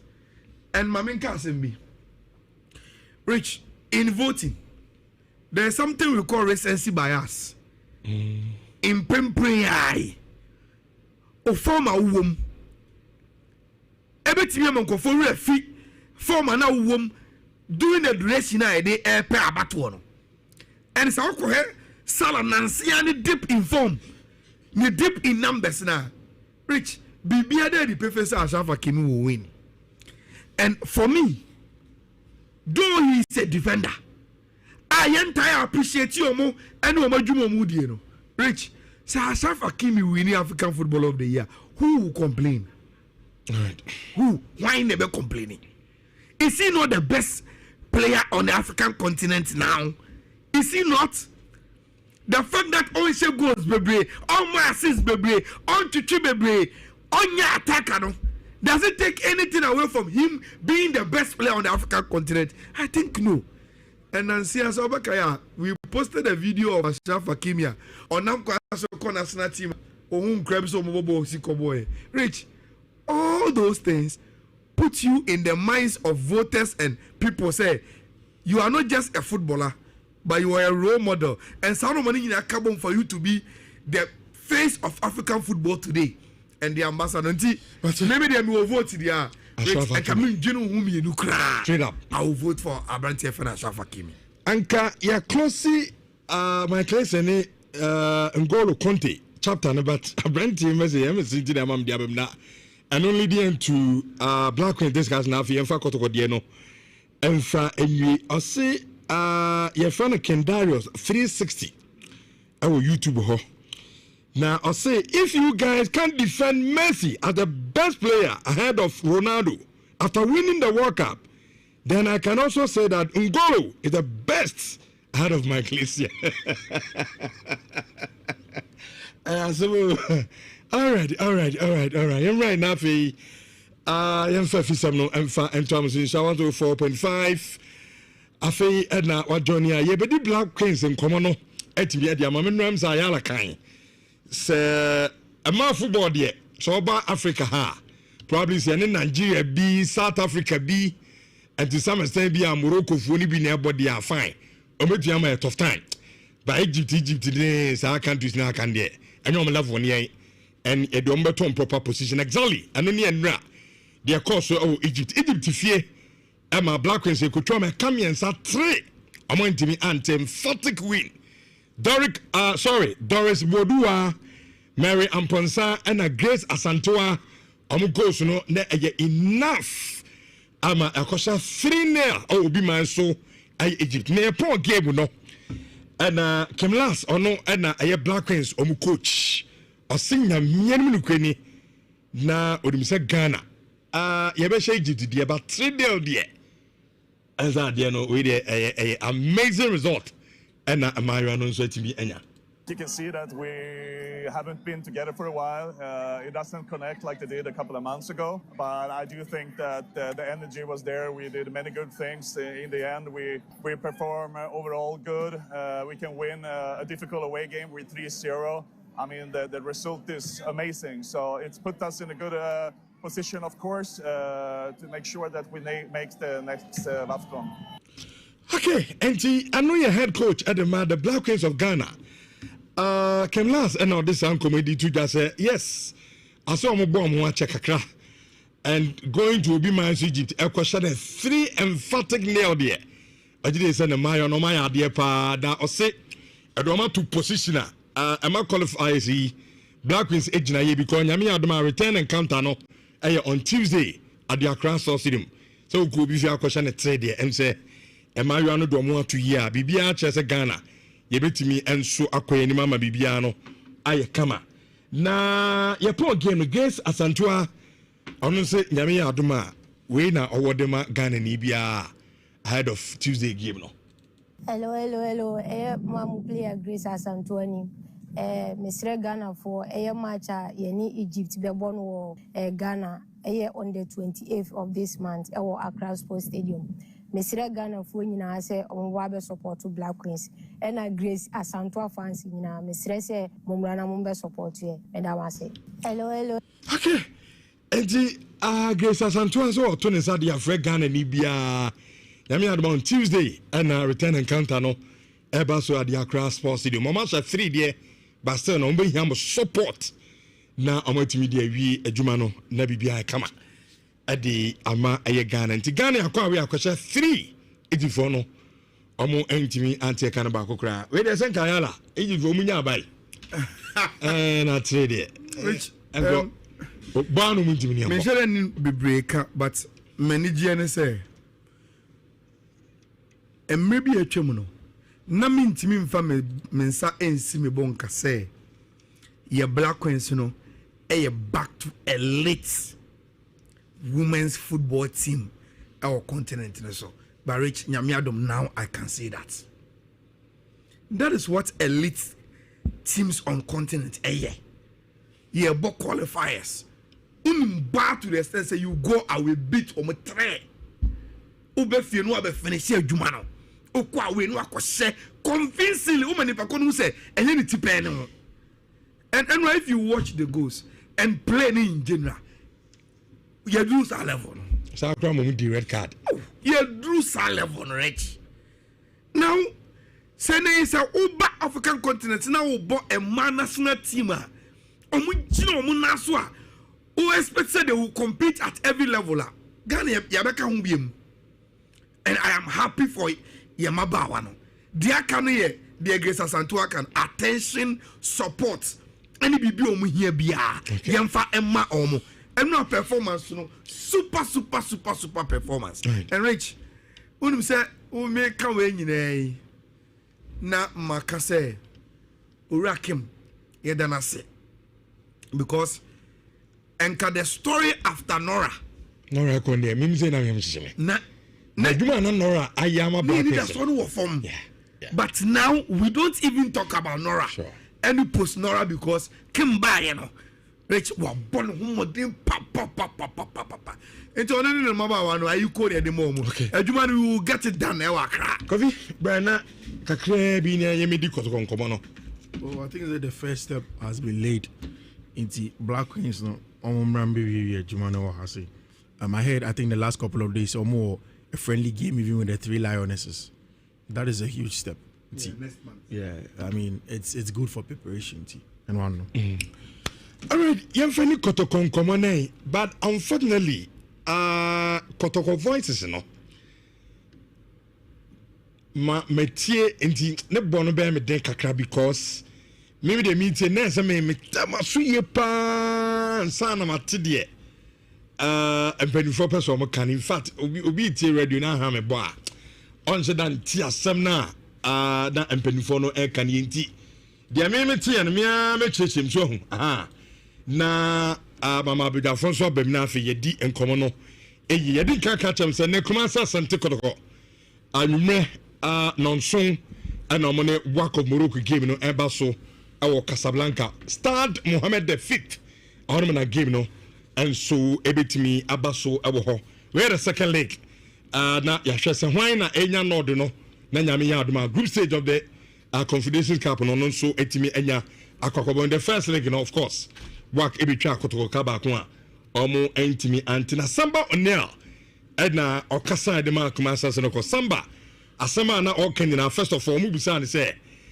said the enra ayala de picture ne bae no so wo work for na omu bohuma the kind of atmosphere omu be build and also omu be your stadium on a very very intimidating enti say uye player on sheda mo awo sa stage no one here no ko abet intimidate you am why mistakes are considered a good na numu na samo na so ono do ono ne man tero mudi nkomo no ohun se sa niam no omu nsuro nice one I was all ready for anyway the work supporters in be bia whatever count on the be show bia no so ready am the be show mo na so sane ya work for timi back transport stadium ebe se kotoko no ono so catch any man tell say look game na ye kono yes the underdogs ye jitu say work for na love on chain but the economy so ko show bi na kotoko so na team advance to the next stage as in the group stage na omonso akobo aye Confederations Cup no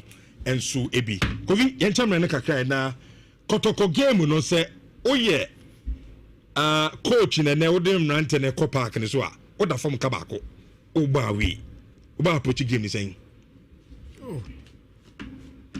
in every away tie bit say and you approach it quarterly by quarterly. I've said it several times, like the game against Kora. But I think that the game is going to be more psychological than tactical. Kotoko will have to win the psychological battle because in a stadium mobile game room is going to be full to capacity, and the fans are going to come in very very loud. In Kotoko ever game, that make sure say maybe near Samba in Dongani Unele Kano points to that say they are very very focused and they believe that they can do it because the Kotoko believes no matter the tactics they will not be able to do it. But if Kotoko believes that they can do it, then there is a chance for them to go and take. Whether the chance is enough for them to do it or not, a different story altogether. But there's going to be a real chance for them to do. However, I think it's very very difficult. Reality. Yeah, I think it's very very difficult for Kotoko to turn the tire around. But here 1-0. If I sleep and I wake up, na Kotoko turn the tire around, I'll not be surprised. If I hear that Kotoko has managed to score 1-0 and the game has traveled into extra time and maybe penalties, I will not be surprised. Because I've told you that for me, in terms of quality, the North Africans are not better than us. In terms of quality? Yes, player quality, see they want to form, but the talents, the quality of the talents, the raw one, all they are better than us. What they are better than us in is the exposure they've gotten. And the boys in the exposure. But in 90 minutes, if you bet me a Saki, I won't say yes without the exposure, but then we are from a bad place, and you bet me are fighting more than them, they will have a chance. If I hear 1-0 for Kotoko and the game goes to extra, I'll not be surprised. Evan is 90 minutes, you know, Kotoko has one. Yeah. No more pushing game to extra. Penalties. I'll not be surprised. I see. Yeah. Kofi? No, Kotoko has a Kasei. And you Kotoko na. I'll not be surprised. Kofi. I'm going to be a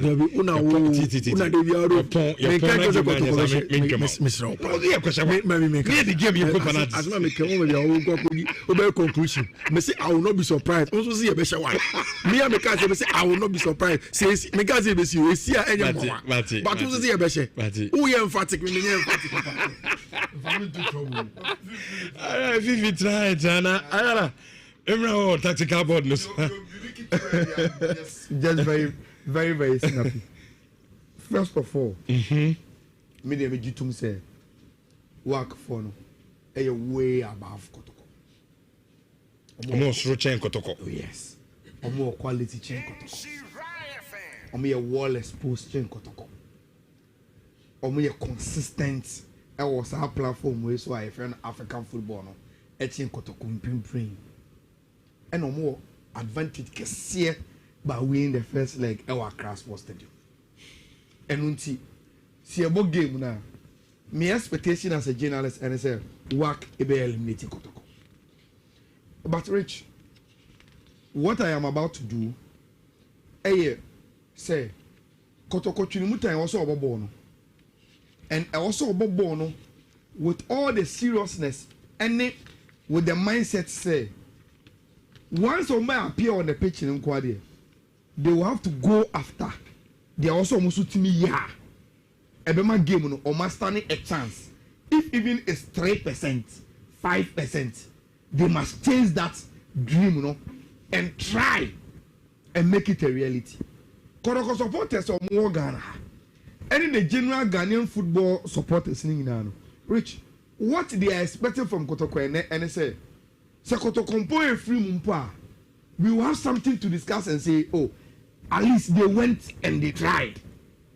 And Rich, send me and come here Karim Zito, and answer Hamza Obey and Prince Owusua.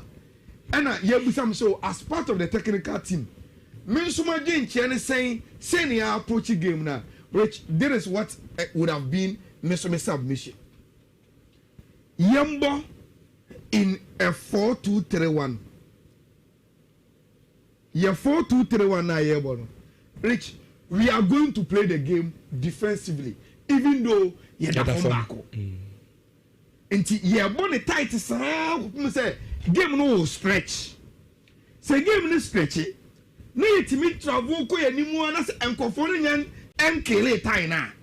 Then at any point in time, say the FIFA can say yet to be only a show back. Then the game becomes settled for BR. And see, my first level, that is what I would have gone into. Goalkeeper, Latif Adari. The free betting yeah, because Kamara is not even available for a debate. Then I will play Lord Amwa. Okay. Right back. Patrick Essiedu left back. Now, Rich, I will change my centre back pair. Because remember, Samba O'Neill, Abon Fifi in this game. Bono or centre back or no.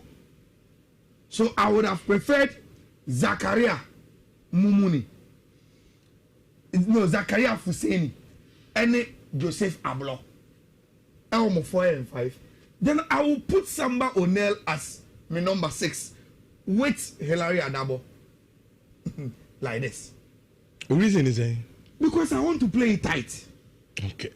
Me say me ball as compact as meeting here. Na uriye omun famra yensoki na game in travel enko. Enti that is how I will play. Me bo Zakaria, na ma bo Ablo, na ma bo Samba, na ma bo Adabo. Enti so we penetrate me through fifi ade. There be e kwan na ho. And Rich Samuel Lord Amwa any Patrick Essiedu. The instruction to them and they say, look, me some pay free tipa. But and free when you don't see space. No risk football. And cause me offensive lateral to make David Papa Chow. Name in Kotoko build up no. Yenye conscious say because Samba a center back no, he will always come deep, open Zakaria any Ablo up. Then someone say was shape way dia near Kutabona. Oh yeah, particularly Lord Amwa. Oh, freedom kakra to move intelligently. Finance at home. When you now walk on, then Hilary Adabo then can stay because Obemu Samba on a rotating between Oji and Fifi and it's an Obesha center back in Fifi. They're rich because of Sanya Mibo Nintino. And they Kotoko most versatile midfielder. I will play him in my number 10. Joe Vitinha. Yes. And he also will add the defensive duties and the Nansei so on the board the team offer team no in a number 10 position. It's me a very, very compact bar. Then why Muna? The American should be movement, you know. Me didn't say they can create it for me. Peter Amidou Aqua, Neoma, and Abetamwa. And Obianum said Neoma way or your number 10. But me bono ewo number 7. Just because Onumboni Kuta and our finesse. So or sa arrogance and say bono kutana on phone nipakra we on so to tune. No ma catch you on also say, Nima means so your number 10. Enti Misawa, aya, so stay our wings ho. I have the bobra inside kakra. And mommy, especially see any bona. Na a close game when mammy kakra. Say there be a road between yaba, ne abo, me and Jabet Amwa ho, of course, with Amidu Aqua there. Wouldn't say he want to stay on the wide. See a body kutaya, you present 18 years to be a chamana, near Abaman 1v1, or the body between me cap, so betting me every box cinema. Rich, this would have been my first 11. I'm in the very game. Play it conscious in kakra until 70 men be a free game. Na Nyankupo Yamadu Menya, Nemenya be a free game. We always got to call the best. And we say, you made it and easy.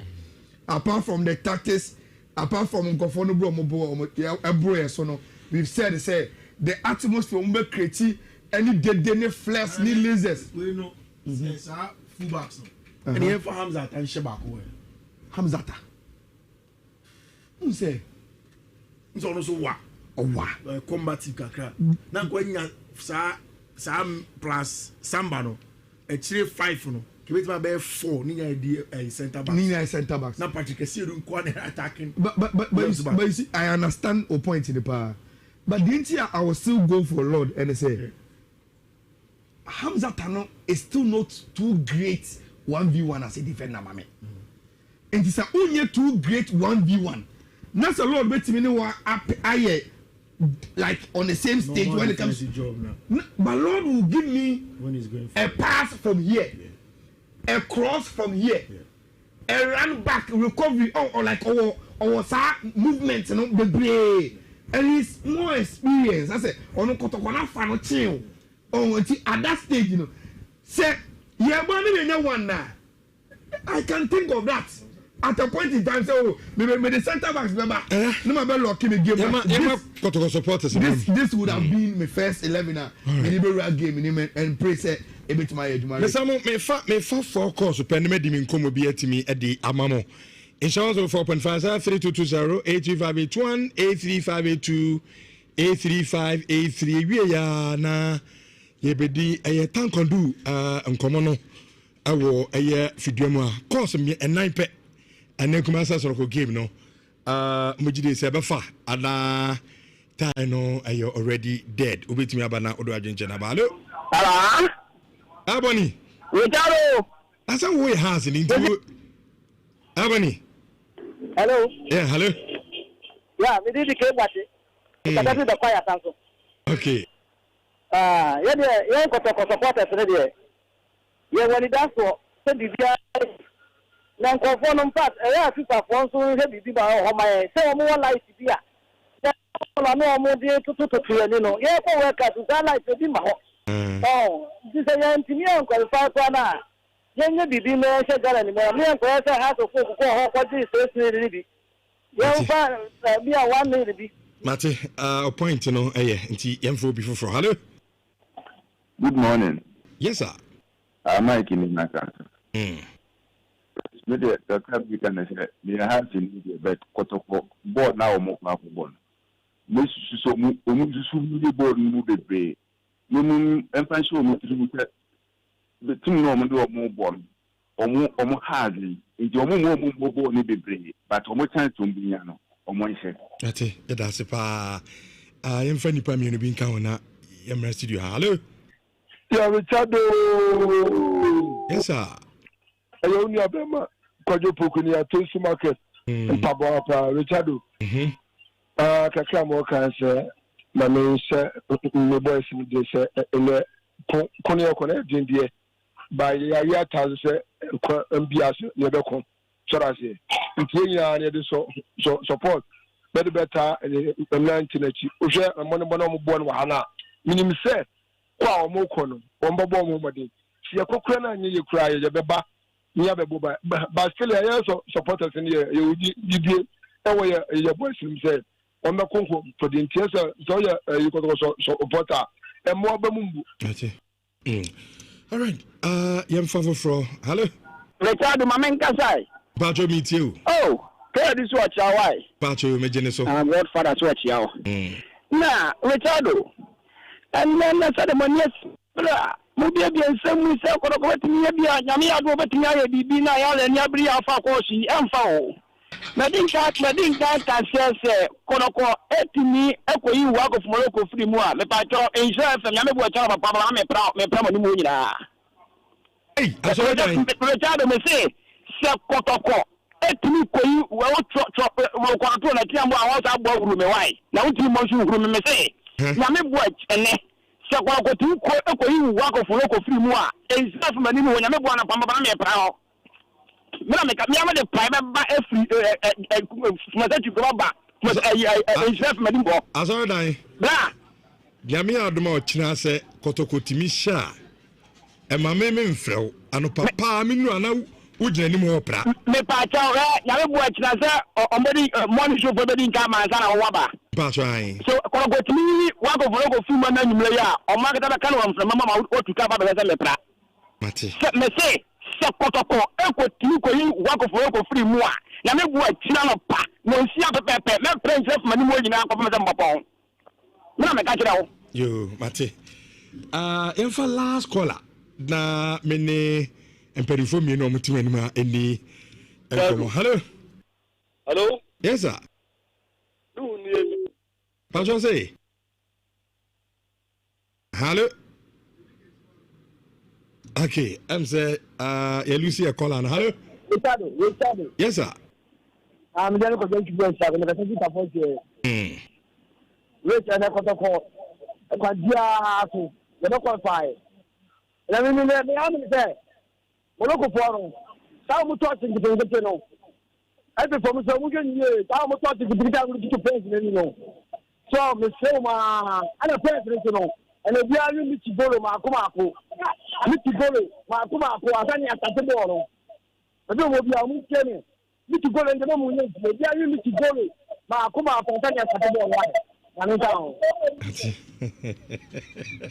na mu jinguru dia no ene football ayi bai to energize okay ma ho ya de on obi so aka kire mi o mu jinguru no me obi aka kire mpa se be me bia so wiwi Em fam ho adwena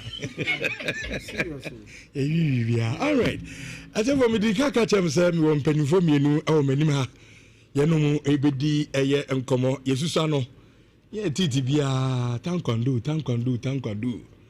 am say na good yi okay eno ha ebedi enkomo ne kama na me were the original chairman and technical instructor regional chairman and then technical instructor right technical head okay master Simon Dien Koku Glupo yes okay ono na the regional chairman edema aye taekwondo federation no edna me wo aye Davis ni atukwe clote ono aye PRO edema Ghana taekwondo federation no omo mienu na na wan pedifo me ma mo mienu na no akwaba good morning bro pacho na bibia aboko de nyankopɔ bibia aboko yede nyame ase me sha ase from regional chairman wa idea onu wi ana afi PRO wa ba henza o kasa jana mpi obepa mo sa ha ni fi ni position no so je o dia chairman me sha ase mbisa o taekwondo no agudie be asem ne ekan taekwondo one of the sporting disciplines Ghana Sports Ministry so and they are all taekwondo and all the rest of the sporting disciplines fall under from the ministry level follow under NSA National Sports Authority and senia yete karate nka neti kung fu, neti boxing na de no. Taekwondo is one of them. Okay. It's one of the contact sports. Yes. And for instance, ote karate ya. Obiya nim say karate de nani ensa ena karate no every Japan. Okay. Ena kung fu so martial art every China. Okay. Taekwondo martial art every Korea. Both North and South Korea. Okay. Yes. And Taekwondo is one of the sporting disciplines that disciplines its practitioners. Yes. Discipline practitioners. Now, in this part of our world, we don't take Taekwondo serious as we take soccer. On say about soccer, say no more cancer. You can't sports be a Yembosokra. Bimukranti, edin Taekwondo no krada. But Taekwondo is doing a lot. As a regional head of Taekwondo and the chairman of Taekwondo in the region, me ko ke USC, me tua me fi nyina in full. But me makoda ono wetu Africa Ghana has akotna Lebanon. Oyi ni document university authorities no o manage to have 50%. Because why Taekwondo? They know how disciplined Taekwondo is. Osha has chairman the entina say no. I'm part of this world no as an injured. Most of the time the microphone can say me be sua Taekwondo before say obe charge no. Na me ma free police. When me be come me free police. But omugre fi say before say police be ba na bia uwepra. Nipa bonini a obe to so sa no. Okuta sika fa phone bra. One farmer no na say oji no prawa. Obeji no asan prawa okoni baby. But if you are well equipped with the Taekwondo skills, you go everywhere you go with your chest out. Okay, so at this point, my Piero Mrem. Piero, engineer say awareness no na mun creating ye. Entina ma say uti de o chairman Kenya. Ka de ye. We go better be their protector. But yet so as a man for any shade any ho za. Make I say senior me chairman Kenya no. Awareness no de ye you. Yeah, ni bebre. Mense njo for na muamo. For the first time I feel na yaba Kumasi a pese ye dero nu kakra so wo Kumasi because for Accra there yabo hu dero sa me to meet chin TV stations, radio stations na meka na anytime so me corner me ko kan obo say na nkrofofofro o many abeji sport no because of benefits na me count them benefit ni can be train yamba say me metie mbesua bia no can say discipline. Okay. And here first thing obebeka say guy be hami wo area mu kosia Taekwondo abebono urua Taekwondo mu na wo sua wie a adwen na wo de chance here no na ethical. Okay. Ethical totally. Obe Taekwondo obe hu say guy wo be wild but who be na obe hu say you very calm. Mumbuni power rough. There be that because a discipline. Okay. There will be a friend tenets of Taekwondo. Discipline count. Okay. Self discipline. Okay. Motivation. The baby na ujina na okunto kwa. Because some kitu ebi na ne kokon. In fact, we are supposed to be peacemakers. Yeah. Oh, okay. First of all, I started free and kasa immediate family. So you make sure peace prevails wherever you are. And our surroundings, our community, our team, our district, our home, and our original home. Okay. And you are supposed to be a pace setter.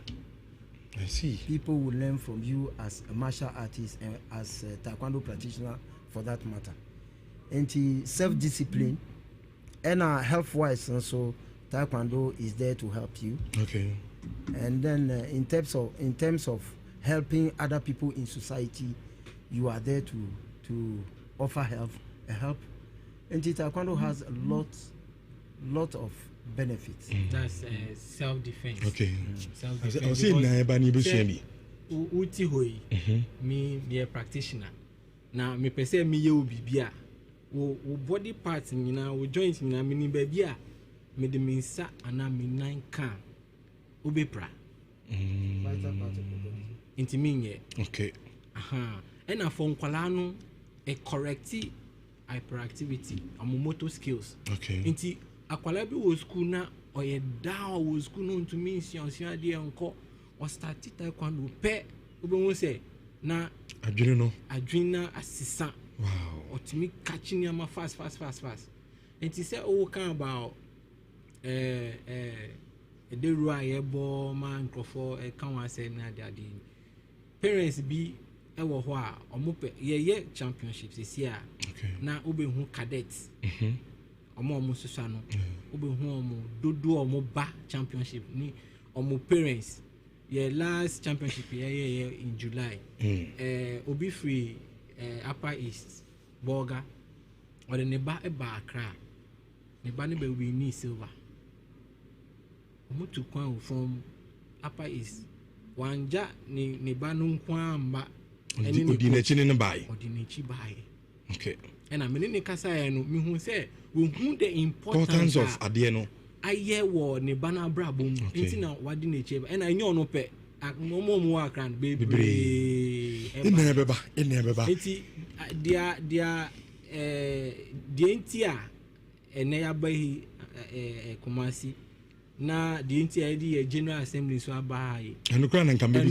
chairman say ye be ma be create awareness no Ashanti fo nyina ati say taekwondo wo ho schools buanzo upe ye regional chairman no so a coach training or a stadium anopa we kra wa training crofo wo abrofofo ka ho nti abrofofo no aba Ghana ne ti Ghana ha ne esia na mo ha no mu mpedia chairman memra we na mimusa the General Assembly 2025 agenda venue na fi yemfa nkomo no emfa ensi nti a ye dia ba Ashanti region say most of the time na ya na yenye no fa ko yeti ye no Accra.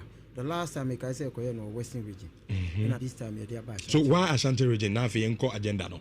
Well, Ashanti region because it's at the center of the country, you know. People who come from the northern side of the country, some from Accra and other regions. And for proximity sake, you know, this time around it has been decided say Yedbeba Ashanti region. And Ashanti region I have so say the whole of the regional executives able to quite aba na risk involved and other staff, and you know, just the chairman and the secretary will come and represent the entire region. So whatever will be discussed, you know, or go back to his regional, no, I convey message, you know, I'm other regional executives. Oh, okay. Ti afi de na General Assembly no, obajunju no. Afi be susu nyoma ye in the previous years. Okay. The eko yi, the anko yi. Na ye postmortem ni wia then afi then e betimi aye na the population aye work currently fan say 1,000. What do we do so we improve on that population? You know can you ma ye ba be susu ho no. Okay. Piero time be na mo sha ase na mo ye no henzo ye be no conference room stadium stadium baba conference room okay start Ochina 9 a.m. Ochina ya 9 okay we are be stakeholders meeting stakeholders no say NSC stakeholder major stakeholder na we dey facha me o say me wura mu say mo federation music na come ba there be yesikamba no na mo ye dey na federation yesikamba ye federation no ye running individuals enti enye na ma complaining de bia me can committee a yesterday ho a 6-year development plan to NSA me can ho na yes our development plan no obemo mo de bia every year bia ye plan on the ma but every year bia say yes resetting sports and maybe I'm always scared about in the bonfire from the Ghana Olympic Committee there support eba you know say you support one athlete and a coach omo China Wuzi omo ko compete world championship Ochina ombe Nhyira obe compete or one of our best athletes we have Michael Davidson bɛka ne ho ɛnɛ ɔno nso bɛkɔ akɔko bi nti yɛbɔ mpa yɛmfa bi nta ɔmo akyi na ɔmo mfa Lawrence Chairman, we in common mind, they would just antimine now. Send out the can no nipa dodo na enim se taekwondo kura wa Ashanti region. Ye bo modern a say ye bo. Na ye bedi kan adam asen so say mama ya kwanya say yemba mafije kese so na yemfa yensem entudwa. Ye besre schools schools authorities ni students no ne awofo nyina say nkoda no pon school na say omo eni bibia ye ofia omo stadium enya de a ibia nti omombra we have coaches around that will help them senya taekwondo no kwa na open na say ebia open boxing kra boxing coach okay but me taekwondo ni e me kan say omombra taekwondo na that's fine ye beboa mo emmo bia wo ho a e say de boa mo bia na beboa mo okay ti yedamase yenim say china no nkono no ina ebeba na mo general assembly amoye no de meka obi enso de aba radio no so na etifo so hia say omu esua etankando no you should all the best in Yedamase. Thank you very much. Okay, etifo entwe hokitu bi na yemra metro so mfa mama ncha 104.5 Friday edition yabasisi e na abeto so dachi entwe obiara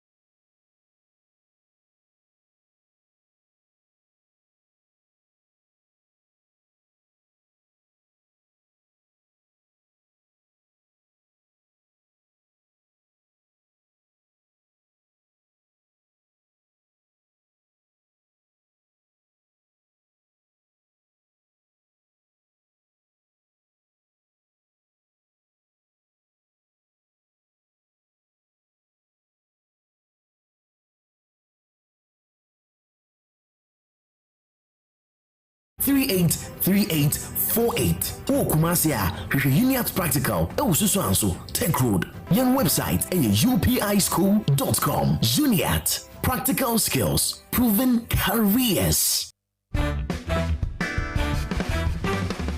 Welcome contestants to the final round. Winner takes all. For 1,000 points, all you have to do is give me the correct answer to the following riddle. I am one place, but with the right connection, I can be 1,000 other places. Some people call me magic. Some people call me a feeling. In me, you can be anything you want to be. I'm the most common and yet the rarest place in the whole world. What am I? A church. Oh, wrong. Contestant 3, what's your answer? The answer is home. Correct. Congratulations to our winner. Contestant 3. There's no place like home. Connect your home to super fast internet with affordable data bundles from MTN Home. Visit broadband.mtn.com.gh or your My MTN app to sign up today. MTN. The luckiest. Luck is everywhere for everyone. Yeah, the luckiest. Luck is everywhere for everyone. Yeah. Money we define every day and night. Mama, Dada keep on hustling for the family. The luckiest. Last times everyone to hash. You can win some cash. You can be the luckiest with mercy. Luckiest with 5,000. The luckiest with teacher. Got the market woman. You can be the luckiest. The luckiest. Luck is everywhere for everyone. You can be the luckiest. The luckiest. Luck is everywhere for everyone. Stars everyone to hush. Luck is everywhere. Luck is everywhere. Oh, tell me how you feeling.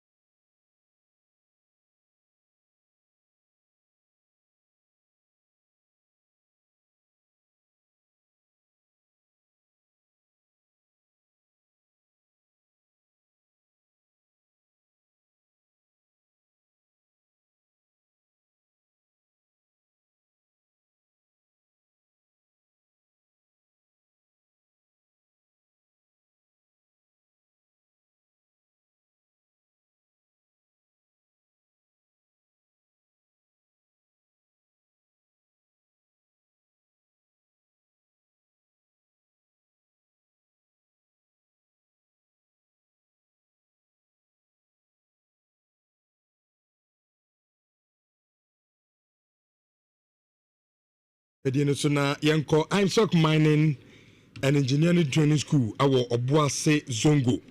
High Science Building echi ope na Isaac awo omasem ni na ti. Pacha utie me na suku awko bia ye ya but still na audit fie. Pacha koye course we bi awo Isaac. I no person running into mining and air construction. Okwa echo say the operate air excavator, bulldozer, grader, backhoe, roller wheel loader, forklift dump truck. Yeah, the wording and fabrication so the account we are. Well, you can imagine a human da ho air train wants to be because at the amount kama pa we are near the set equitao 200 cedis for registration. Now we rem our obwa simpato for chichi na abanswa. You host a kasepa obenya baby.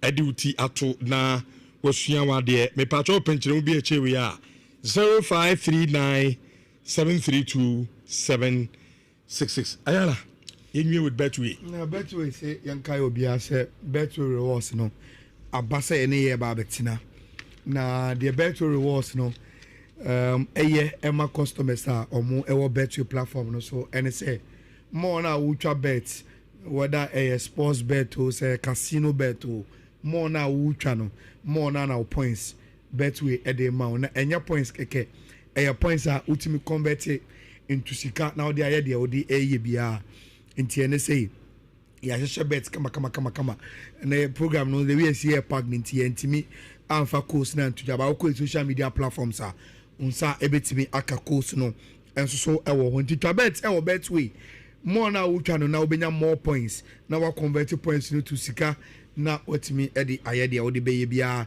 as a Betway subscriber nti se woni Betway so a crossfit baby a won na bra Betway na eni emedidwa na dududie de bebre na Betway ewo edi ema undi 18 years a mesewa na watwe ho every betting ho o beti wo Betway so a na wa bet responsibly edi amobia Betway almost say get way more insurance of 4.5 yeah be kona yakofa adom kase no dia brembad quick one menya birthday na yen sorry first one no e kodia ma lady pastor Mrs. Eunice Amwako Ochri osan echiche ni ewo AGA GHS obuase ene eye wawoda amami baby a obia no happy birthday to you yanisha opa mami na onya okese vade do akoma so bia nyakopon emfa enemo no ma onyinkyere na onso de wo bia no emremu emfa ema happy birthday we efri sita